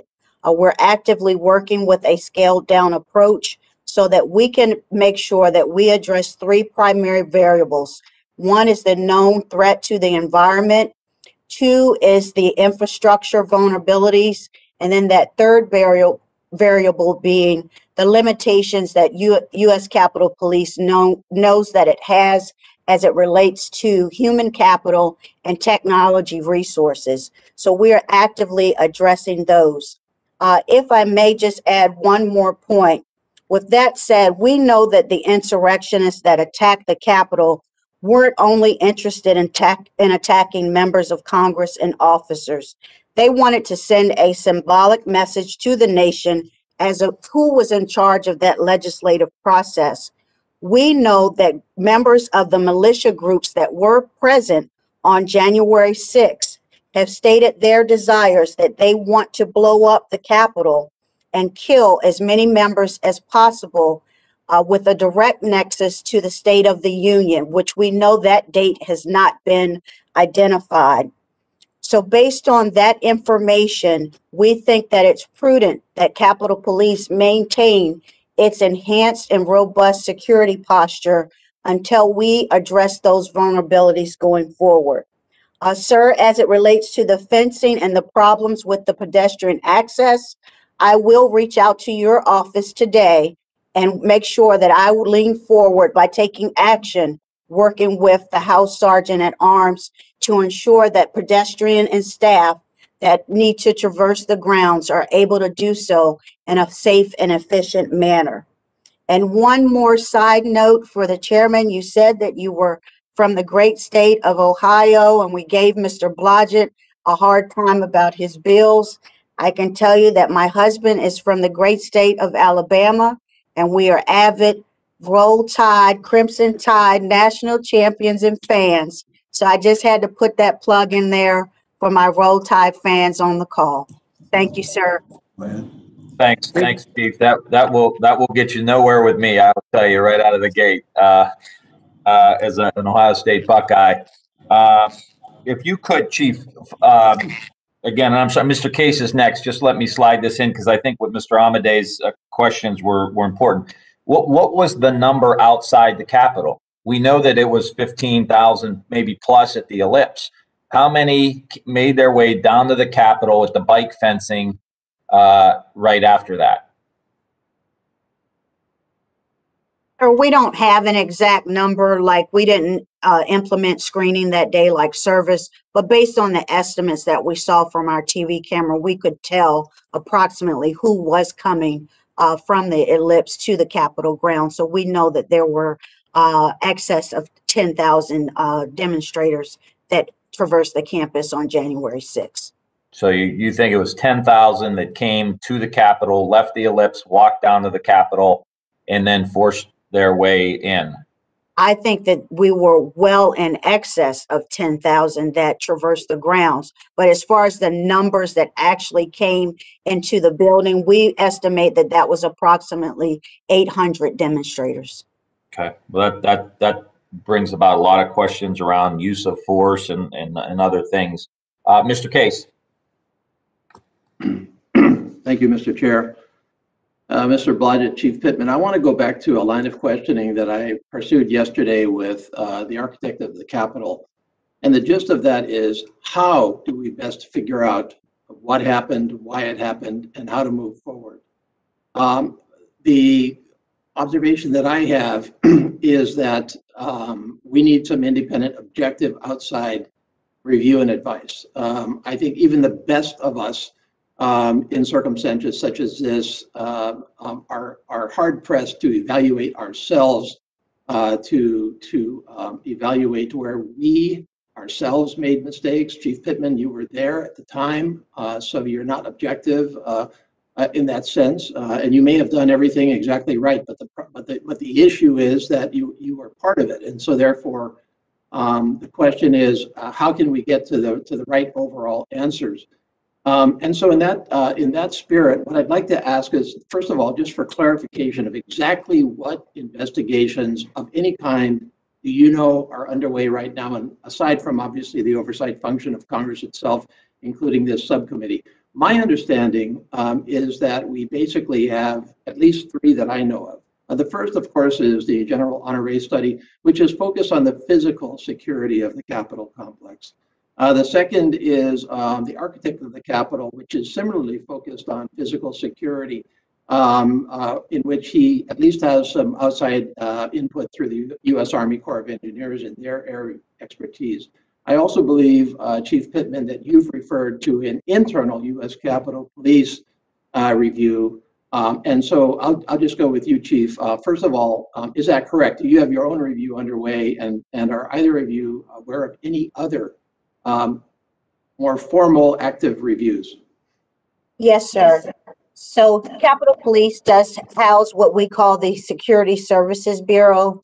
It's primarily responsible for securing national security documents, as well as our physical security implementation of equipment and or procedures. So Security Services Bureau is conducting an internal assessment. The Office of the Inspector General is also conducting an assessment that would be considered external to Capitol Police. You already mentioned the task force that's being led by General Honore. They're conducting an assessment primarily as it relates to infrastructure, as well as some of our policies and procedures.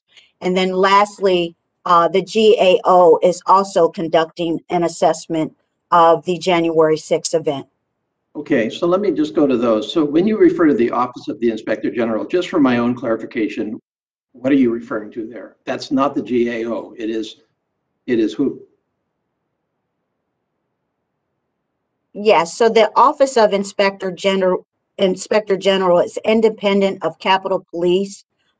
They provide oversight typically to the Capitol Police Board and some of our appropriators as to the operations, if you will, to Capitol Police. They not only do this for incidents like the January 6th event, this is an ongoing independent review that's routinely analyzing Capitol Police's policies and procedures.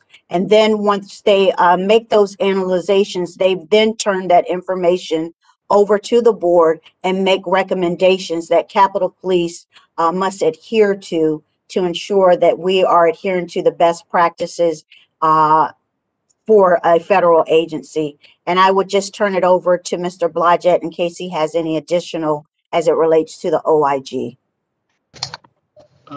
Thank you, Chief.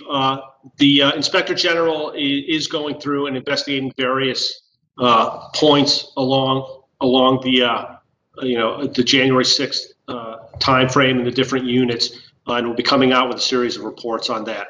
Other than the reviews that the Chief has spoken of, I'm unaware of any other independent review other than the criminal cases that are going on. Well, there is certainly the overall review by the FBI, which we haven't really made reference to, but obviously that is underway.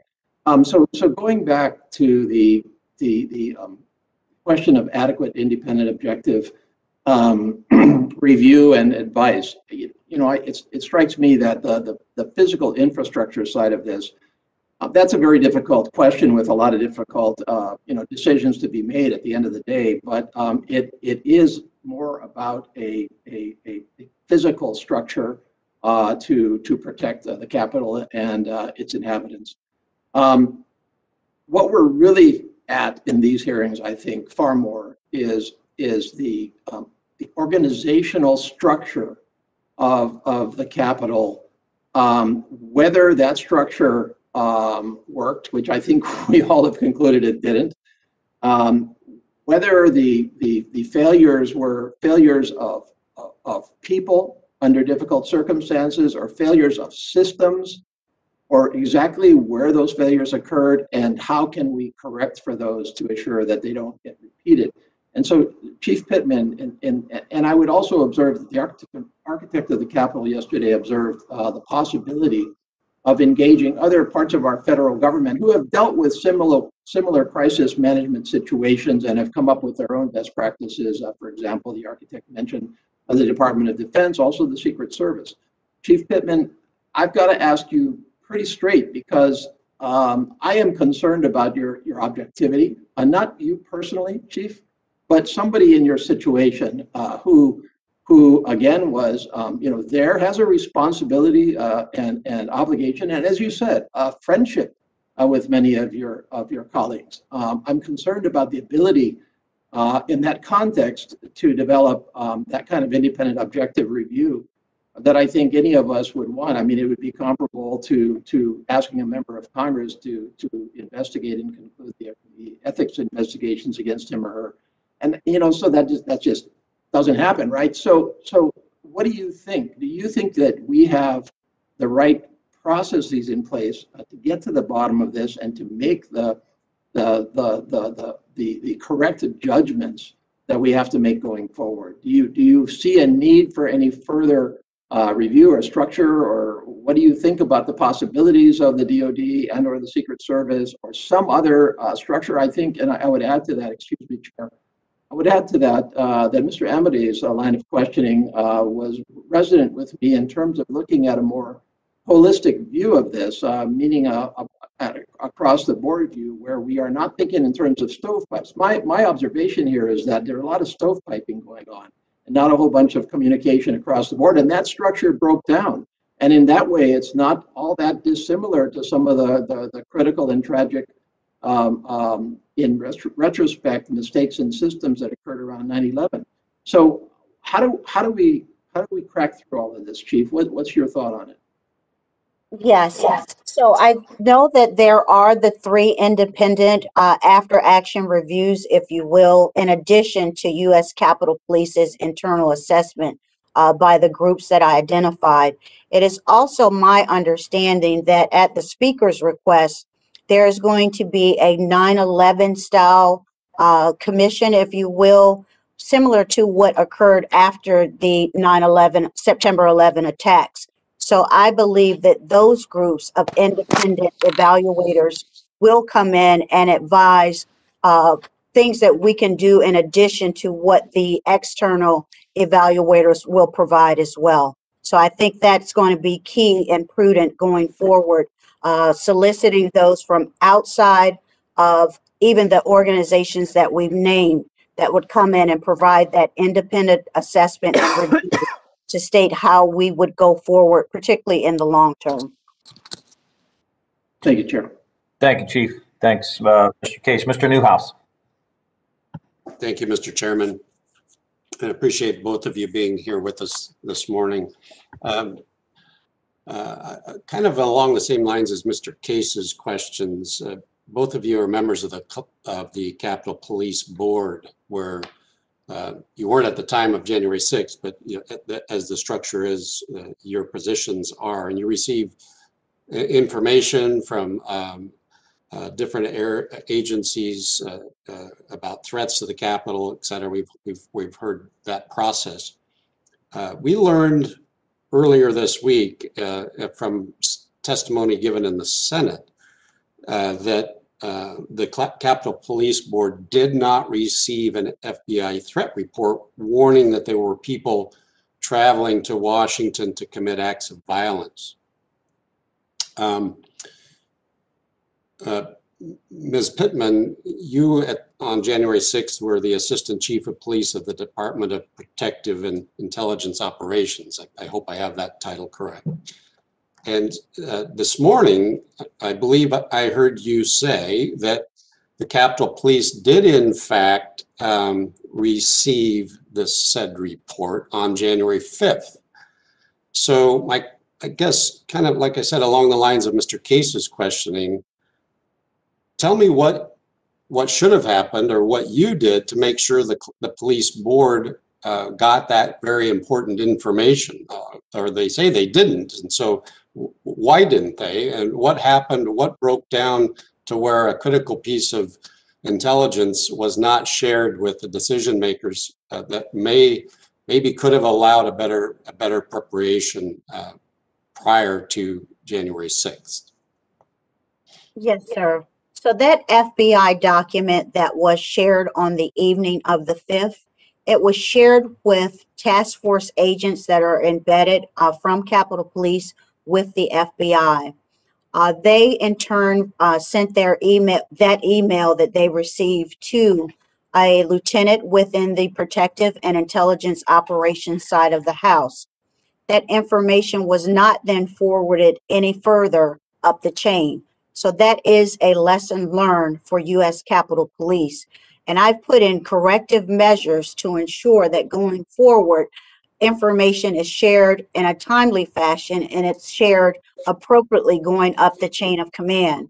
With that said, we do not believe that based on the information in that document, we would have changed our posture per se. The information that was shared was very similar to what U.S. Capitol Police already had in terms of the militia groups, the white supremacist groups, as well as the extremists that were going to participate in acts of violence and potentially be armed, I should say, on the campus. So moving forward, we've put in corrective internal controls to ensure that information is shared in a timely fashion, because we understand that that was a breakdown in communication. We own that, and we've taken corrective measures to change that going forward. But you just said, if I understood you, that even if it had moved up the chain, you wouldn't have done anything differently. That is correct, sir. We do not believe that that document in and of itself would have changed our posture. We believe it was consistent with the information and intelligence that we already had, that those groups were going to be violent and they were expected to participate in unlawful activity on the campus. the one thing that we were already leaning forward and asking for was additional resources as it relates to the request for the National Guard. That request at that time had already been denied, and we made that request repeatedly after January 5th to include several more denials before the National Guard were actually on campus. So that would be the request that we did make after the fact. Well, I appreciate that. Mr. Chairman, would it be proper to ask for the committee to be able to see firsthand copies of some of these reports that are being referred to? That would give us, better information and context as to what they were seeing. Yeah, absolutely. Okay. One more question. I know my time is running short, but I appreciate your indulgence, Mr. Chairman. You got it. While I was on the floor of the House as the building was being broken into, my staff was in my office in the Cannon building. And at that time, there was a pipe bomb that had been discovered near the Cannon building. So we received, but let me just try to recount that day as accurately as I can. My staff received an emergency notification from the Capitol Police about an evacuation of the Madison building. I believe that was at 1:10 p.m. The next communication that they received from the Capitol Police were officers running down the hallway, banging on doors and yelling to people to evacuate immediately, not identifying themselves. So there was a little bit of vagueness as who was actually telling people to come out of their offices. And then it wasn't until nearly 15 minutes later, after they had evacuated, that they received official notification about the evacuation of the Cannon building. That was at 1:23.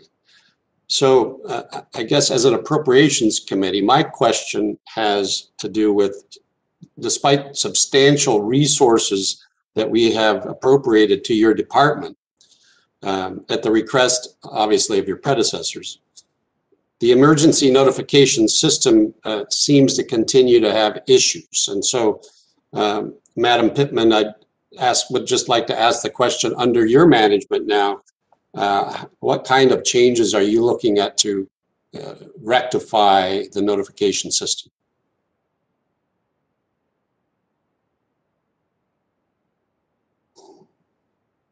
Sorry, I was having a little trouble with the mute button. Yes, sir. So we've made a number of changes going forward as it relates to our communications. One primarily being those canned messages that the department refers to in our joint emergency mass notification system. I believe that Mr. Blodgett referred to it earlier as well.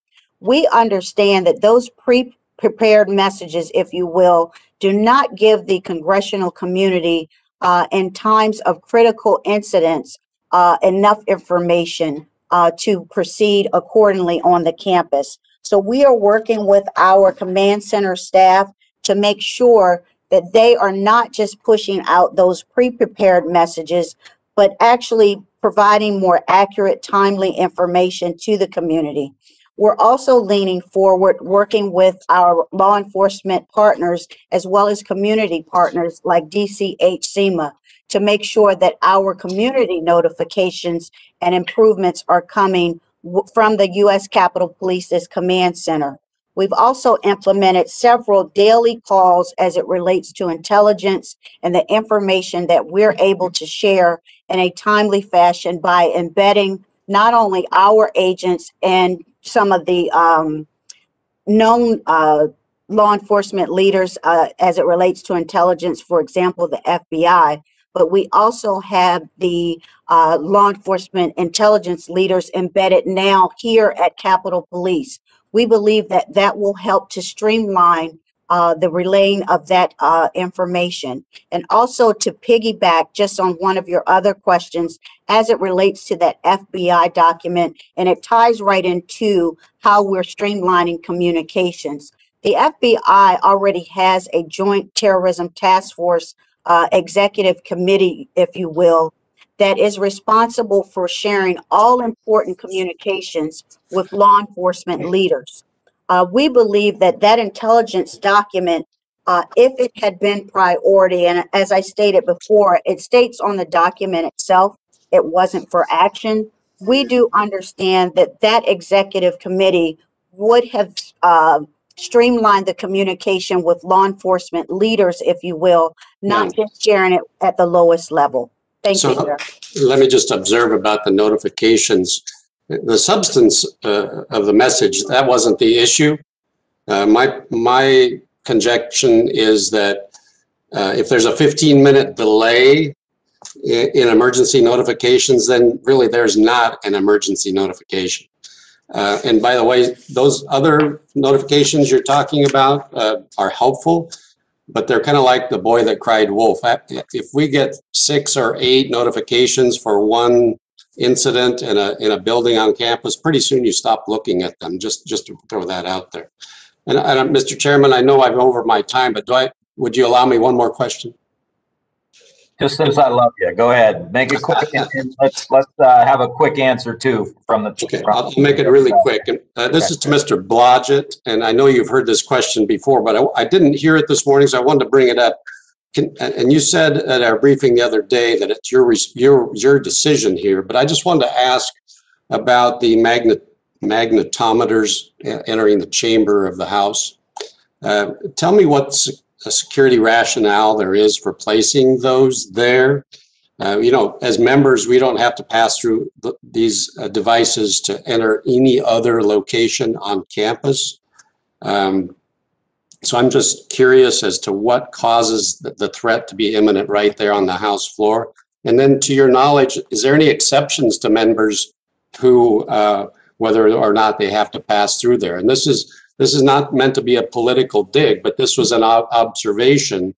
On the 4th of this month, Speaker Pelosi was observed entering the House chamber without going through the metal detectors that she herself, I believe, have ordered to be in place. So could you reflect on those questions for me? Thank you, sir.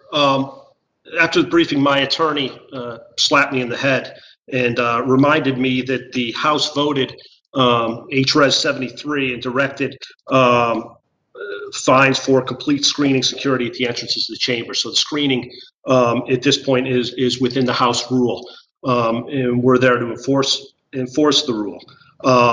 In terms of putting up the magnetometers, we had members stating that they were carrying on the House floor.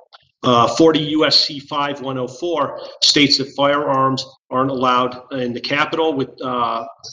However, the Capitol Police Board can have regulations to deal with that. There's a 1967 Capitol Police Board regulation that states that firearms are not allowed on the House floor. So I have to protect all the members. I have to protect them anywhere. Congress is particularly suited to change that if they don't want me to enforce the statutes that they enact. And in terms of enforcement, I rely on the Capitol Police, who are the experts in the screening, to tell me if a member has not adequately gone through security screening. And once I receive the report from the Capitol Police, that is when I impose the fine. And not because someone said, hey, they didn't do it. They're not the expert. The Capitol Police are the experts. Are there exceptions? Are there exceptions to the usage of the requirement to go through? No exceptions. There may be someone with a medical exception card, which would be consistent with the Capitol Police screening. There's methods that the Capitol Police have to deal with that. So if there's a medical exception, that would be different, but that would be consistent with the Capitol Police policies. Thank you. I do not know. All right. Thank you. Thank you. Thank you, Mr. Chairman. Thank you. Chief Pittman, I just want to follow up on something because that Mr. Newhouse brought up, and this has been kind of a theme throughout the hearing here. You're saying the FBI document wouldn't change anything. And, you know, the average person sitting in Ohio right now is saying, wait a minute, you've got this information through the Capitol Police. The FBI was saying the same thing. It's a whole other issue that didn't make its way up to you or to Chief's son. That's a whole other issue about communication and all the rest. But when we're sitting here having this conversation, the average person is saying, you're getting all this information of threats. You know these groups are going to be down there. What is your definition of a credible threat? And it's not that you would necessarily have to do something super like proactive and go after anybody, but knowing all that, knowing the tone and the tenor in the country, knowing the rally was happening, why wouldn't we have been prepared for the worst case scenario? That's what the average American is sitting home thinking about. So in a pointed way, can you tell us very clearly what is your definition of a credible threat? Thank you, Mr. Chairman. Absolutely. So a credible threat is a threat that can be acted upon. What is the intention? Is there an opportunity for the individuals to actively engage in this threat? Do they have access to the means of making that happen? As it relates to U.S. Capitol Police changing its posture because of that FBI document, I believe that the clarification should be that we were already leaning forward based on that January 3rd assessment. So we were already leaning forward to increase those CDU platoons. We changed the security perimeter plan and all of those things that I've mentioned as it relates to how we beefed up what we had. With that said, I agree with you, Chairman. Hindsight is 2020. There are numerous lessons to be learned. If we were planning for level 6, I believe that Chief Son, if he could get that day back, would have planned for a level 10 security posture. We would have had assets and resources on the ground prior to. We would have changed from bike rack to the global fencing that we have in place now. But all of that is lessons learned. And we still have a lot more to learn. But I think that it should be acknowledged that we were already preparing for what we knew was going to be violent acts and civil disobedience for that day, bringing in essentially every employee we had available to us and reaching out to our law enforcement partners to make sure that we had some pre-staged, if you will, which is why we had the immediate response from the Metropolitan Police Department. We're so thankful for them, as well as the U.S. Secret Service. With that said, there were those additional requests for the National Guard. So there was several security enhancements that were requested. But with that said, it wasn't enough. It was not enough. I don't understand why Chief Son and yourself weren't pushing for a full vote at the board. That to me, if it was such a priority for you, then why wouldn't you say, I want to force a board vote? Let's bring in the architect of the Capitol. You know, we want to know exactly. I mean, to me, it's a, you know, and you're right. Hindsight is 2020, but given everything going on, and there are going to be 15,000 people up the street, you know, to me, you adding 2 more dignitary protection people here or there, and a couple people to go into the crowd, that's fine and that's needed. But the reality of it is, even if you got to the National Guard, it was just a few hundred.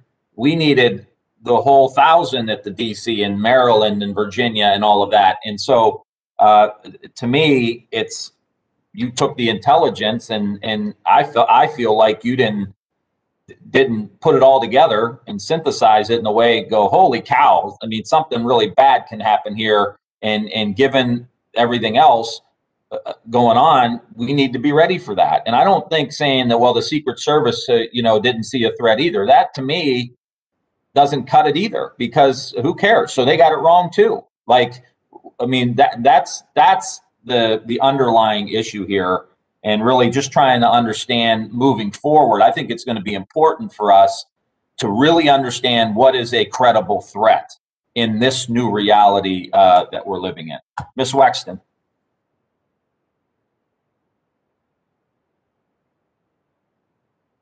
Thank you, Mr. Chairman, and thank you to the witnesses for appearing today and for everything that you do to keep our community safe. And I want to thank you also for acknowledging the officers who died as a result of the events of January 6th in your written testimony and in your testimony here today. Chief Pittman, I just want to be absolutely clear for the record. Do you acknowledge that the death of Officer Brian Sicknick was a line of duty death? Yes, ma'am, I do. Do you acknowledge that Officer Howie Liebengood's death was a line of duty death?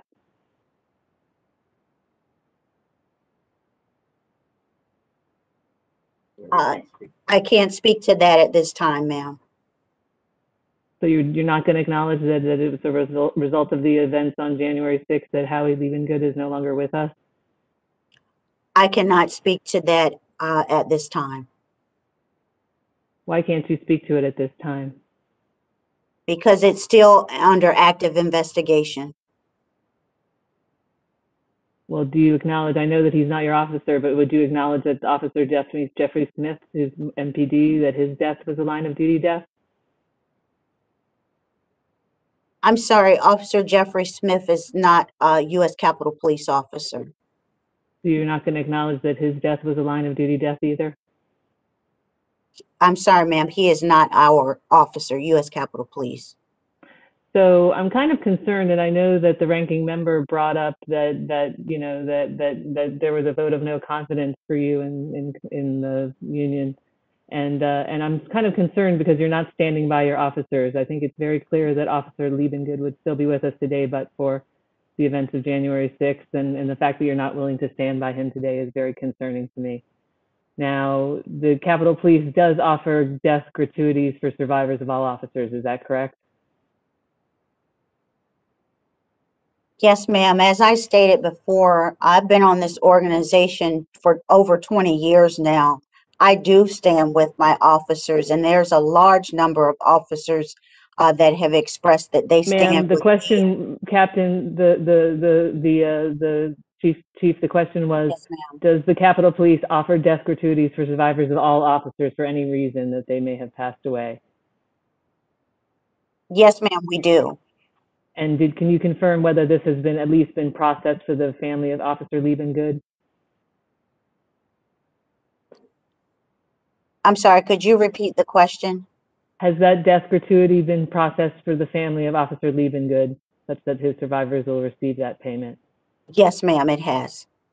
Okay, thank you. I You're want to talk a little bit more about the logistics and the number of officers that were on duty on January 6th and what you did to prepare. Now, on an average Sunday when Congress is not in session, what would the staffing levels be at the Capitol grounds with Capitol Police? About how many would be on duty? So on an average day, our manpower is driven by whether Congress is in session or out. During the COVID-19 pandemic, Capitol Police leaned forward with an aggressive, ready reserve posture. So I'm sorry, the question is what would the number of officers be on an average, let's say an average Sunday and the Congress is not in session? Yes, so I would say less than 700.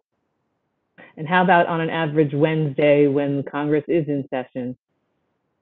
So those numbers upward past 1,000. So that's just an average And it depends Wednesday on a lot of, I'm sorry, it depends on a lot of factors, but that's kind of average. So over 1,000. Yes. Okay, and how many would be on duty for some sort of special dignitary event like a State of the Union? How many officers would you have on duty for that? That would pretty much be our full complement, with the exception, we would adjust shifts even for our midnights officers. They would come in early. So it's not as cut and dry as we have X number of people. It just depends on the timing of the event. But that's typically a full hands on deck, if you will, for lack of a better term. And can you give us some sort of ballpark number of about what all hands on deck would entail in terms of numbers? U.S. Capitol Police is full strength right now is over 1,800 officers. But Okay. With that said, there's a complement of officers that would come and relieve those who had worked, let's just say, a 16-hour shift. because we're And 24/7 operation. And how many did you have planned to have on duty prior to the January 3rd assessment? So prior to getting that assessment and making the adjustments that you outlined in your testimony, how many do you plan to have on duty? So the adjustments were made primarily to our civil disturbance units. A civil disturbance unit is comprised of what we. I'm just asking you for numbers, terms. Chief Pittman. I'm just asking you for numbers. So Yes, how I'm many just did you plan to have on duty? giving it context. We went from approximately 4 platoons to 7. Okay, and what do Platoon those is numbers 40 mean? officers. I'm sorry? We went up to 276 officers for civil disturbance units. Okay, but the other officers stayed the same. No, ma'am. We were prepared for a 24-hour session, if you will, based on the number of challenges that would be allowed to, as it relates to the electoral votes being counted. We knew that there were a number of hours that each state could contest those electoral votes. So we prepared for going over 24 hours with our officers. So our officers were strategically positioned so that we would have coverage from 800 hours on the 6th all the way through January 7th. So over a 24-hour period. So between 1,000 officers on an average day and 1,800 officers on a State of the Union type day, how many officers were you expecting to have present for January 6th? We had 1,200 officers at approximately 12 p.m. on that day. And then by 1,600 hours, we had 1,400 officers on the campus on January 6th. And even before you got that intelligence, you knew that you were going to have the first, second, and third officials in line for the presidency all in the same place at the same time, correct? Yes. Okay. So you would think that you would make it more of a security, more along the lines of a State of the Union than an average day. And it sounds like even with the threat assessment, it was kind of still treated like an average day. No, ma'am. Now there was some. I'm sorry. My time is. I don't want to waste my time.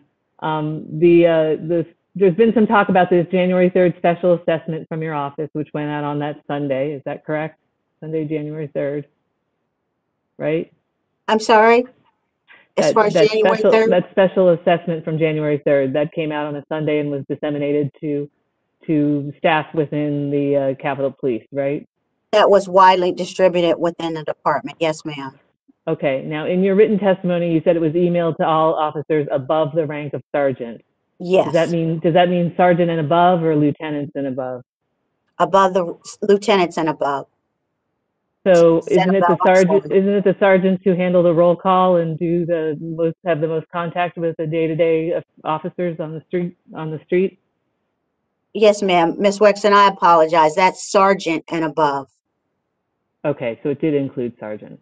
Yes, ma'am. Good. And then there was some discussion from Representative Clark and Representative Newhouse about these daily intelligence reports that came out in the days following. Is that right? You acknowledge that those exist, right? Yes. And that they were disseminated to the sergeant at arms, the architect of the Capitol, the various folks within the Capitol Police as well. Yes, that is correct. And you acknowledge that the threat assessments in those were down to remote, highly improbable, or improbable. Is that right? That's a separate assessment from that report that was issued on January 3rd, but that is correct. Right, but they were subsequent reports that went out and were disseminated by the Capitol Police. Is that right? Yes, that is correct. And you are going to, and you're going to provide those to this committee? Is that right? Yes, absolutely. Yes, ma'am, I will. Okay, very good. I want to follow up very briefly on a question from the ranking member about the command and the communications. Who made the call for the commanders to leave the incident command center and assist officers under assault? Is that a protocol? Is that a fail-safe? I mean, what do you do when that happens? To leave the command center? you were talking about the communication center, and that's why the officers on the ground were left to fend for themselves when it came to communications. No, it's referred to as the incident command system, not the command center itself. Okay, the incident command system. Yes. Who made the decision for that center to be abandoned? That incident command system to be abandoned? No, it's not a physical place. It's a policy and procedure that we have that we train to for critical incidents, if you will. Okay, so that you will have one line of communication coming from the top down to all the officers on the ground? Is that what the purpose of it is? It doesn't align one communication down from the top. It's a structured system. It's tiered. The person with boots on the ground has certain responsibilities, and then it defines each of those persons in the incident command structure, what their role and responsibility is. So is it safe to say that that structure failed on January 6th? Yes. Okay, thank you. Now, United States Capitol Police is notoriously opaque. You guys have had 0 public press conferences in your department in the nearly 2 months since the attack. Now, having this kind of a news vacuum creates a community where conspiracy theories and misinformation can spread easily. That's obviously something that's very concerning to all of us. Why haven't you had any public press briefings? Yes, ma'am. So U.S. Capitol Police has issued a number of press releases. But with that said, we felt like the primary responsibility after an attack like January 6th was really to focus on our employees, their health and well-being, as well as providing the necessary information to our oversight committee. So we have streamlined those communications, set up regular calls with oversight and core leadership. So we make sure that we communicate with them on a regular basis. 2 months. It's been almost 2 months. Will you commit to having public press briefings in the future from this point going forward? No, ma'am, not at this time. Okay, and I know that you're acting chief right now. If you become the full-on chief and you're confirmed as chief, would you agree to have them at that point, or it's just not something that you're interested in doing ever?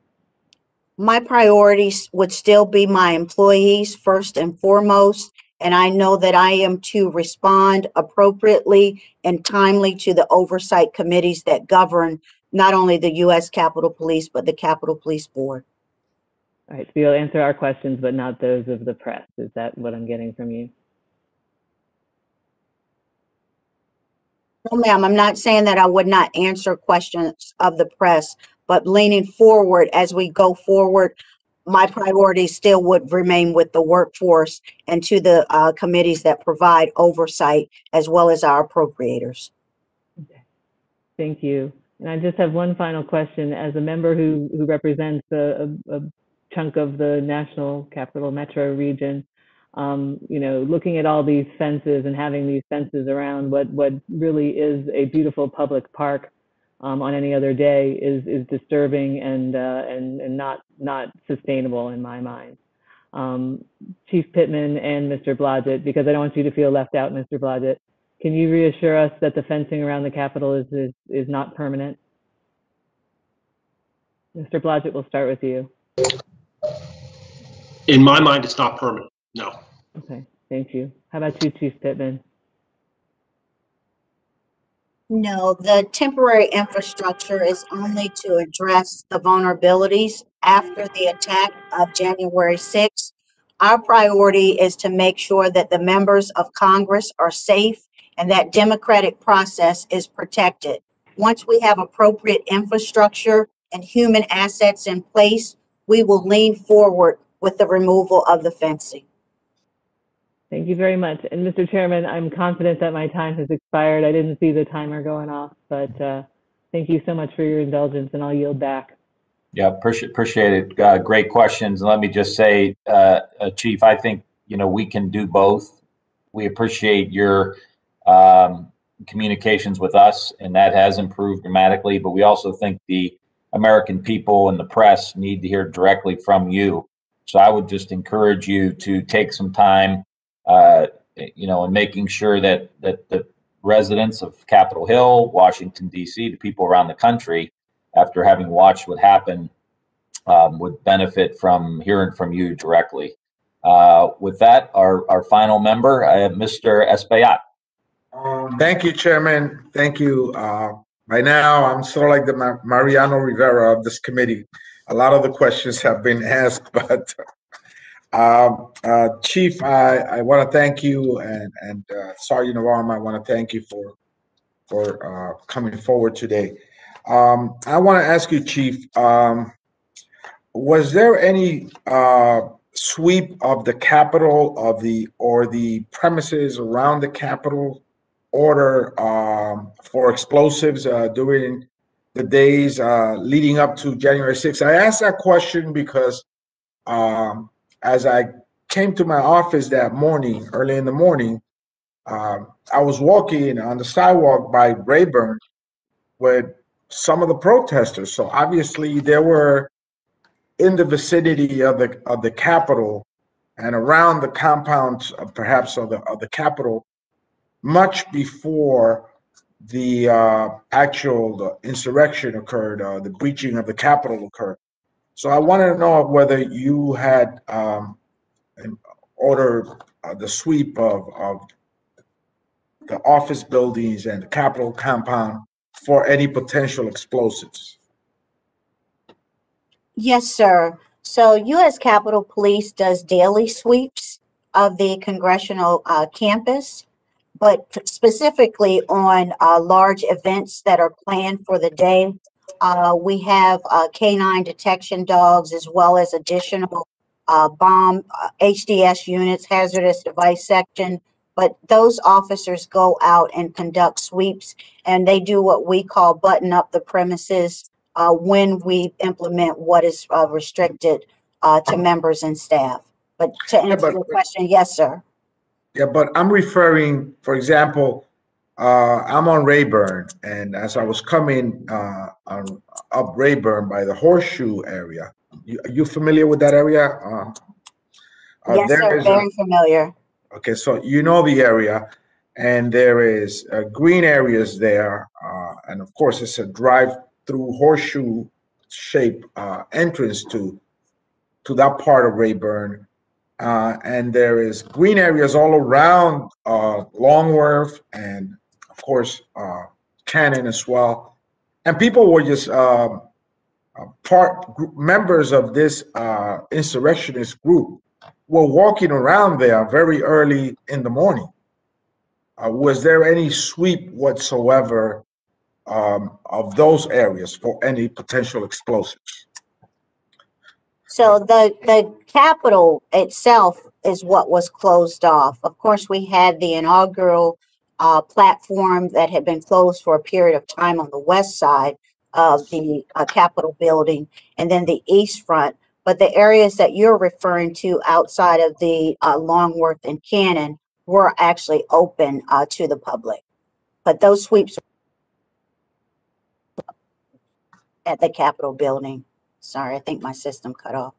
Yeah, so no sweeps occurred around Cannon, Longworth, or Rayburn, where most of the members obviously were before the protest, the insurrection came to the Capitol building. Nothing occurred also the day before in preparation for the assault on Congress. Yes, so U.S. Capitol Police, and that's probably, I just was a little confused as it relates to your question, specifically for the Capitol building and or for the congressional office buildings, House or Senate side. U.S. Capitol Police conducts daily sweeps, not just for this major event, but for the event itself. We closed off a portion of the grounds over at the Capitol. But to answer your question, that is daily that we conduct canine sweeps. We have specialized trained dogs, if you will, that do a sweep of the premises, and that is on a regular basis. So that was done on that day and the prior days. How Yes. extensive was that, given that you were expecting some level of protest in front of the Capitol and the surrounding areas? How extensive was the sweep effort that you conducted? Was it as you always do it on a regular basis, or did you intensify it? We sweep our grounds, yes, sir, like I said, on a daily basis. So we use a number of deployments of K9 capabilities, but I think that if we want to go into more granular details, we probably should talk more in a classified setting. Okay, now you also obviously coordinate with local law enforcement and the FBI and other law enforcement agencies. And the RNC offices and the DNC offices are relatively close to the Capitol area. In fact, you know, I walk to the DNC offices. It's a 2-block walk from where I am right now. And there's been reports that pipe bombs were found near those offices, near the RNC and the DNC offices. Was there any sweeps for explosives in those areas prior or during January 6th?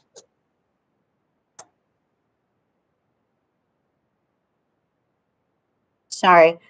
So no, sir, no sweeps were done at the RNC, DNC prior to January 6th. Those areas are off our Capitol grounds proper. It's not in line with our primary jurisdiction, if you will. So was there any communications with local law enforcement? And since you conduct sweeps on a regular basis here, as you testify in Longworth, Cannon, and Rayburn, was there any conversation with law enforcement about potential sweeps for explosive in those two sites? So no, sir. We conduct daily intelligence briefs with our law enforcement partners. Right before the 6th, there was a call with all the law enforcement in the region. But as it relates to them doing sweeps of the extended jurisdiction, there was no conversation specific to that. I mean, this is maybe an extended jurisdiction, but this is just a block away, basically. So it's within eye view of the capital of our Rayburn and Longworth. The reason why I asked this, Chief, is because a potential next attack may not necessarily be the way it occurred on January 6th. And so I'm concerned that your sweeping operations for explosives may have to be improved and increased dramatically to keep us all safe. I think that it's important that you come back to us at another point with more detailed information about your capability to do this and whether or not, in fact, how extensive was it done on January 6th or the days before the seditious insurrection. I think it's important that we have that information and that you have the capability to do that kind of work. Mr. Chairman, I yield back. Thank you, sir. Go ahead, I'm Chief. sorry, sir. Yes, we will evaluate that. I know that the task force that's been assigned has already leaned forward in making recommendations in that area. With that said, while there were no sweeps done of the RNC, DNC prior to the 6th, we have coordinated routine patrols, posting officers and a marked unit outside of those areas to ensure the safety of the community. But as it relates to K9 specifically, we will lean forward with those recommendations and look forward to hearing what those assessments suggest and, proceed accordingly. Thank you, Thank Mr. you, Mr. Chair. Bayat, for doing that. So just a couple quick follow-ups, Chief. My understanding was that the K-9 units weren't sweeping. Are you clear on that?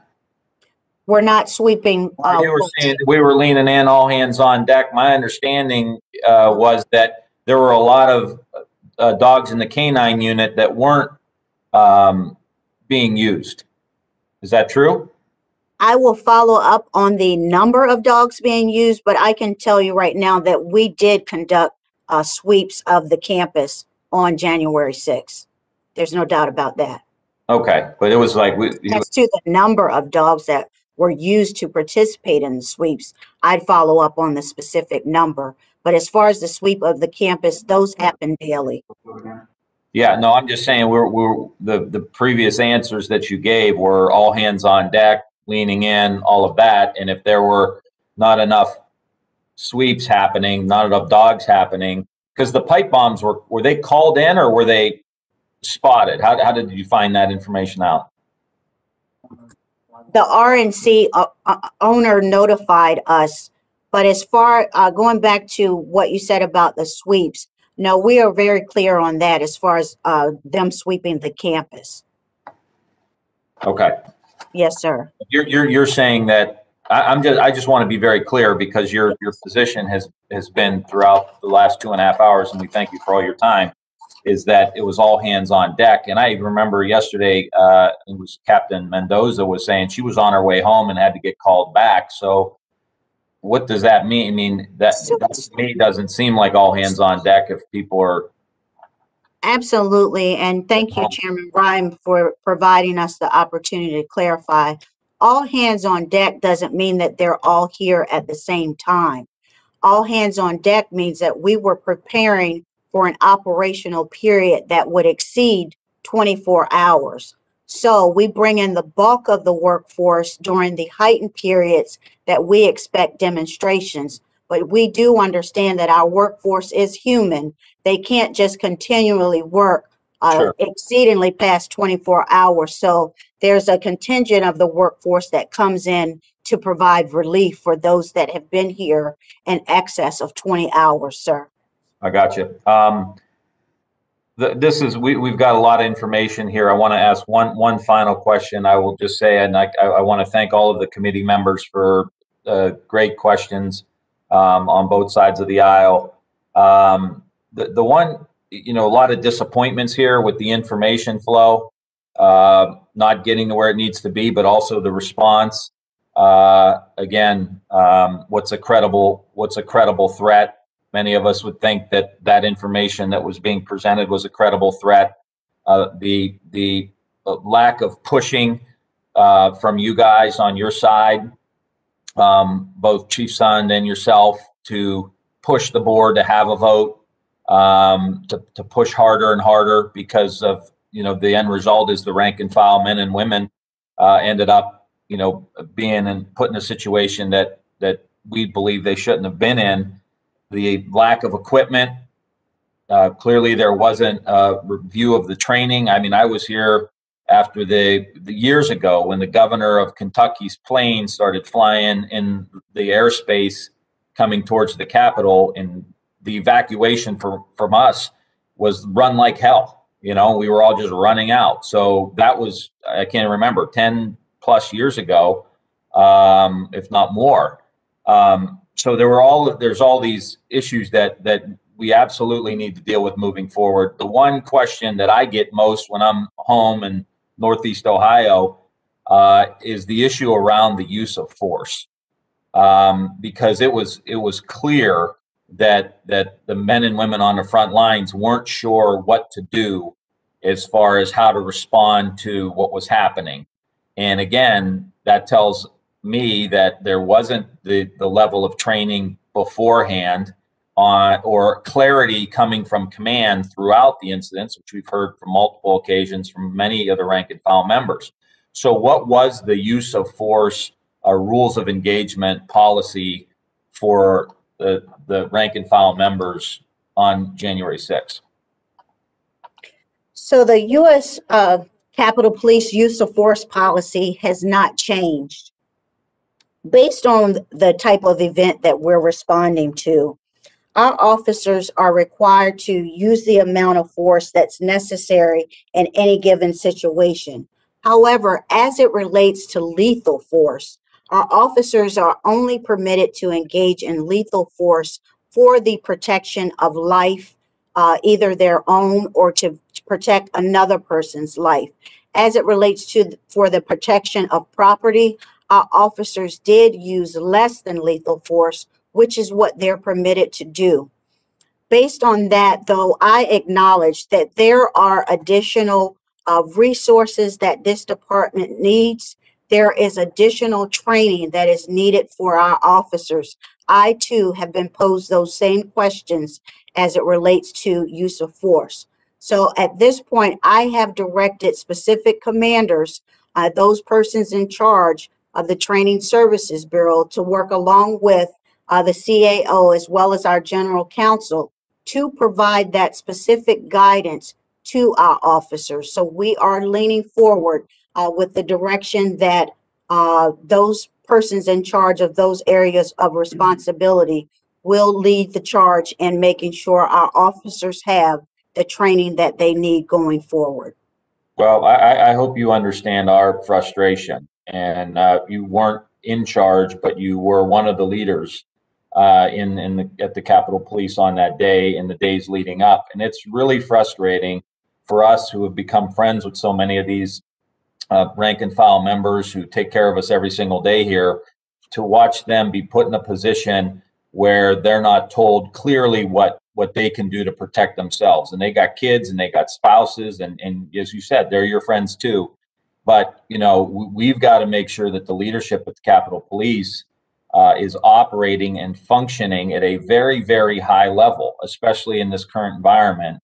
And I know you can tell from the committee here and rank and file members of Congress who don't sit on this committee are extremely disappointed, extremely concerned that these guys, men and women that we love, were put in this position. And you look at the lack of communication. You look at the lack of, you guys didn't even see the FBI threat assessment. You know, so it's one thing to say, look, I mean, you know, we didn't see it, but even if we did, it wouldn't have changed things. Well, that's fine, but you need to see that stuff. I mean, what is the information flow over there? And how does it not make its way? Because you said you didn't even see it, right? You didn't see the FBI report, and nor did Chief Son. That is mind-boggling to us. How, given everything going on, the FBI issues some kind of report that confirms your intelligence, and it never makes its way to the chief of police, or never made its way to you. I mean, what's going on? You know, I mean, these are legitimate questions, and I know you're doing daily calls and all of that, but I think at some level, it's about judgment, and it speaks to being able to run an efficient operation that allows for the kind of information flow in this day and age, where we're picking up an enormous amount of intelligence, making sure that the right intelligence gets to the right people in a timely manner, and then the response is appropriate. That's the key there, is to get the intelligence and have the guts to tell the Paul Irving or the sergeant at arms, like, you know, I'm not leaning in. I'm leaning into you to have a vote with the police board. And look, it takes a lot of nerve to be in a leadership position today, like the one you're in. And we commend you for your service and your leadership and your, you know, everything you bring to bear. But this is, you know, minute by minute, things can go sideways here. And we've got to be pushing you and the department to run at a very and function at a very, very high level, because mistakes made at your level lead to what happened here on the 6th. And you know, we're here to support you. That's our job on the Appropriations Committee, is making sure you have the resources that you need. But you know, you've got to be clear with us. You've got to make sure you're executing. I mean, these issues around equipment, it's hard to believe that men and women of the Capitol Police didn't have the equipment that they need And so I've made my point. We've taken up a lot of your time today.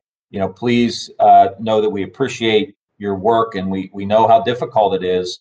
But we've got to expect the best, and that's what the American people tell us that we have to do, and that's our mission here. As I said in my opening statement, we're just caretakers here. We come in and we come out, and your position too. People come in and out of. We're caretakers, and so we've got to make sure that in this moment, with everything going on, we got to rise to the occasion, and the American people deserve that. So I want to thank you, Chief Pittman. I want to thank Tim. Thank you so much. We're going to continue to be in dialogue. Again, I encourage you, Chief, to make sure you are trying to communicate to the press the best you can. I want to thank our staff on the committee and all the members of this committee for a good hearing, and we'll continue to be in very, very close touch. With that, this hearing is adjourned. Thank you.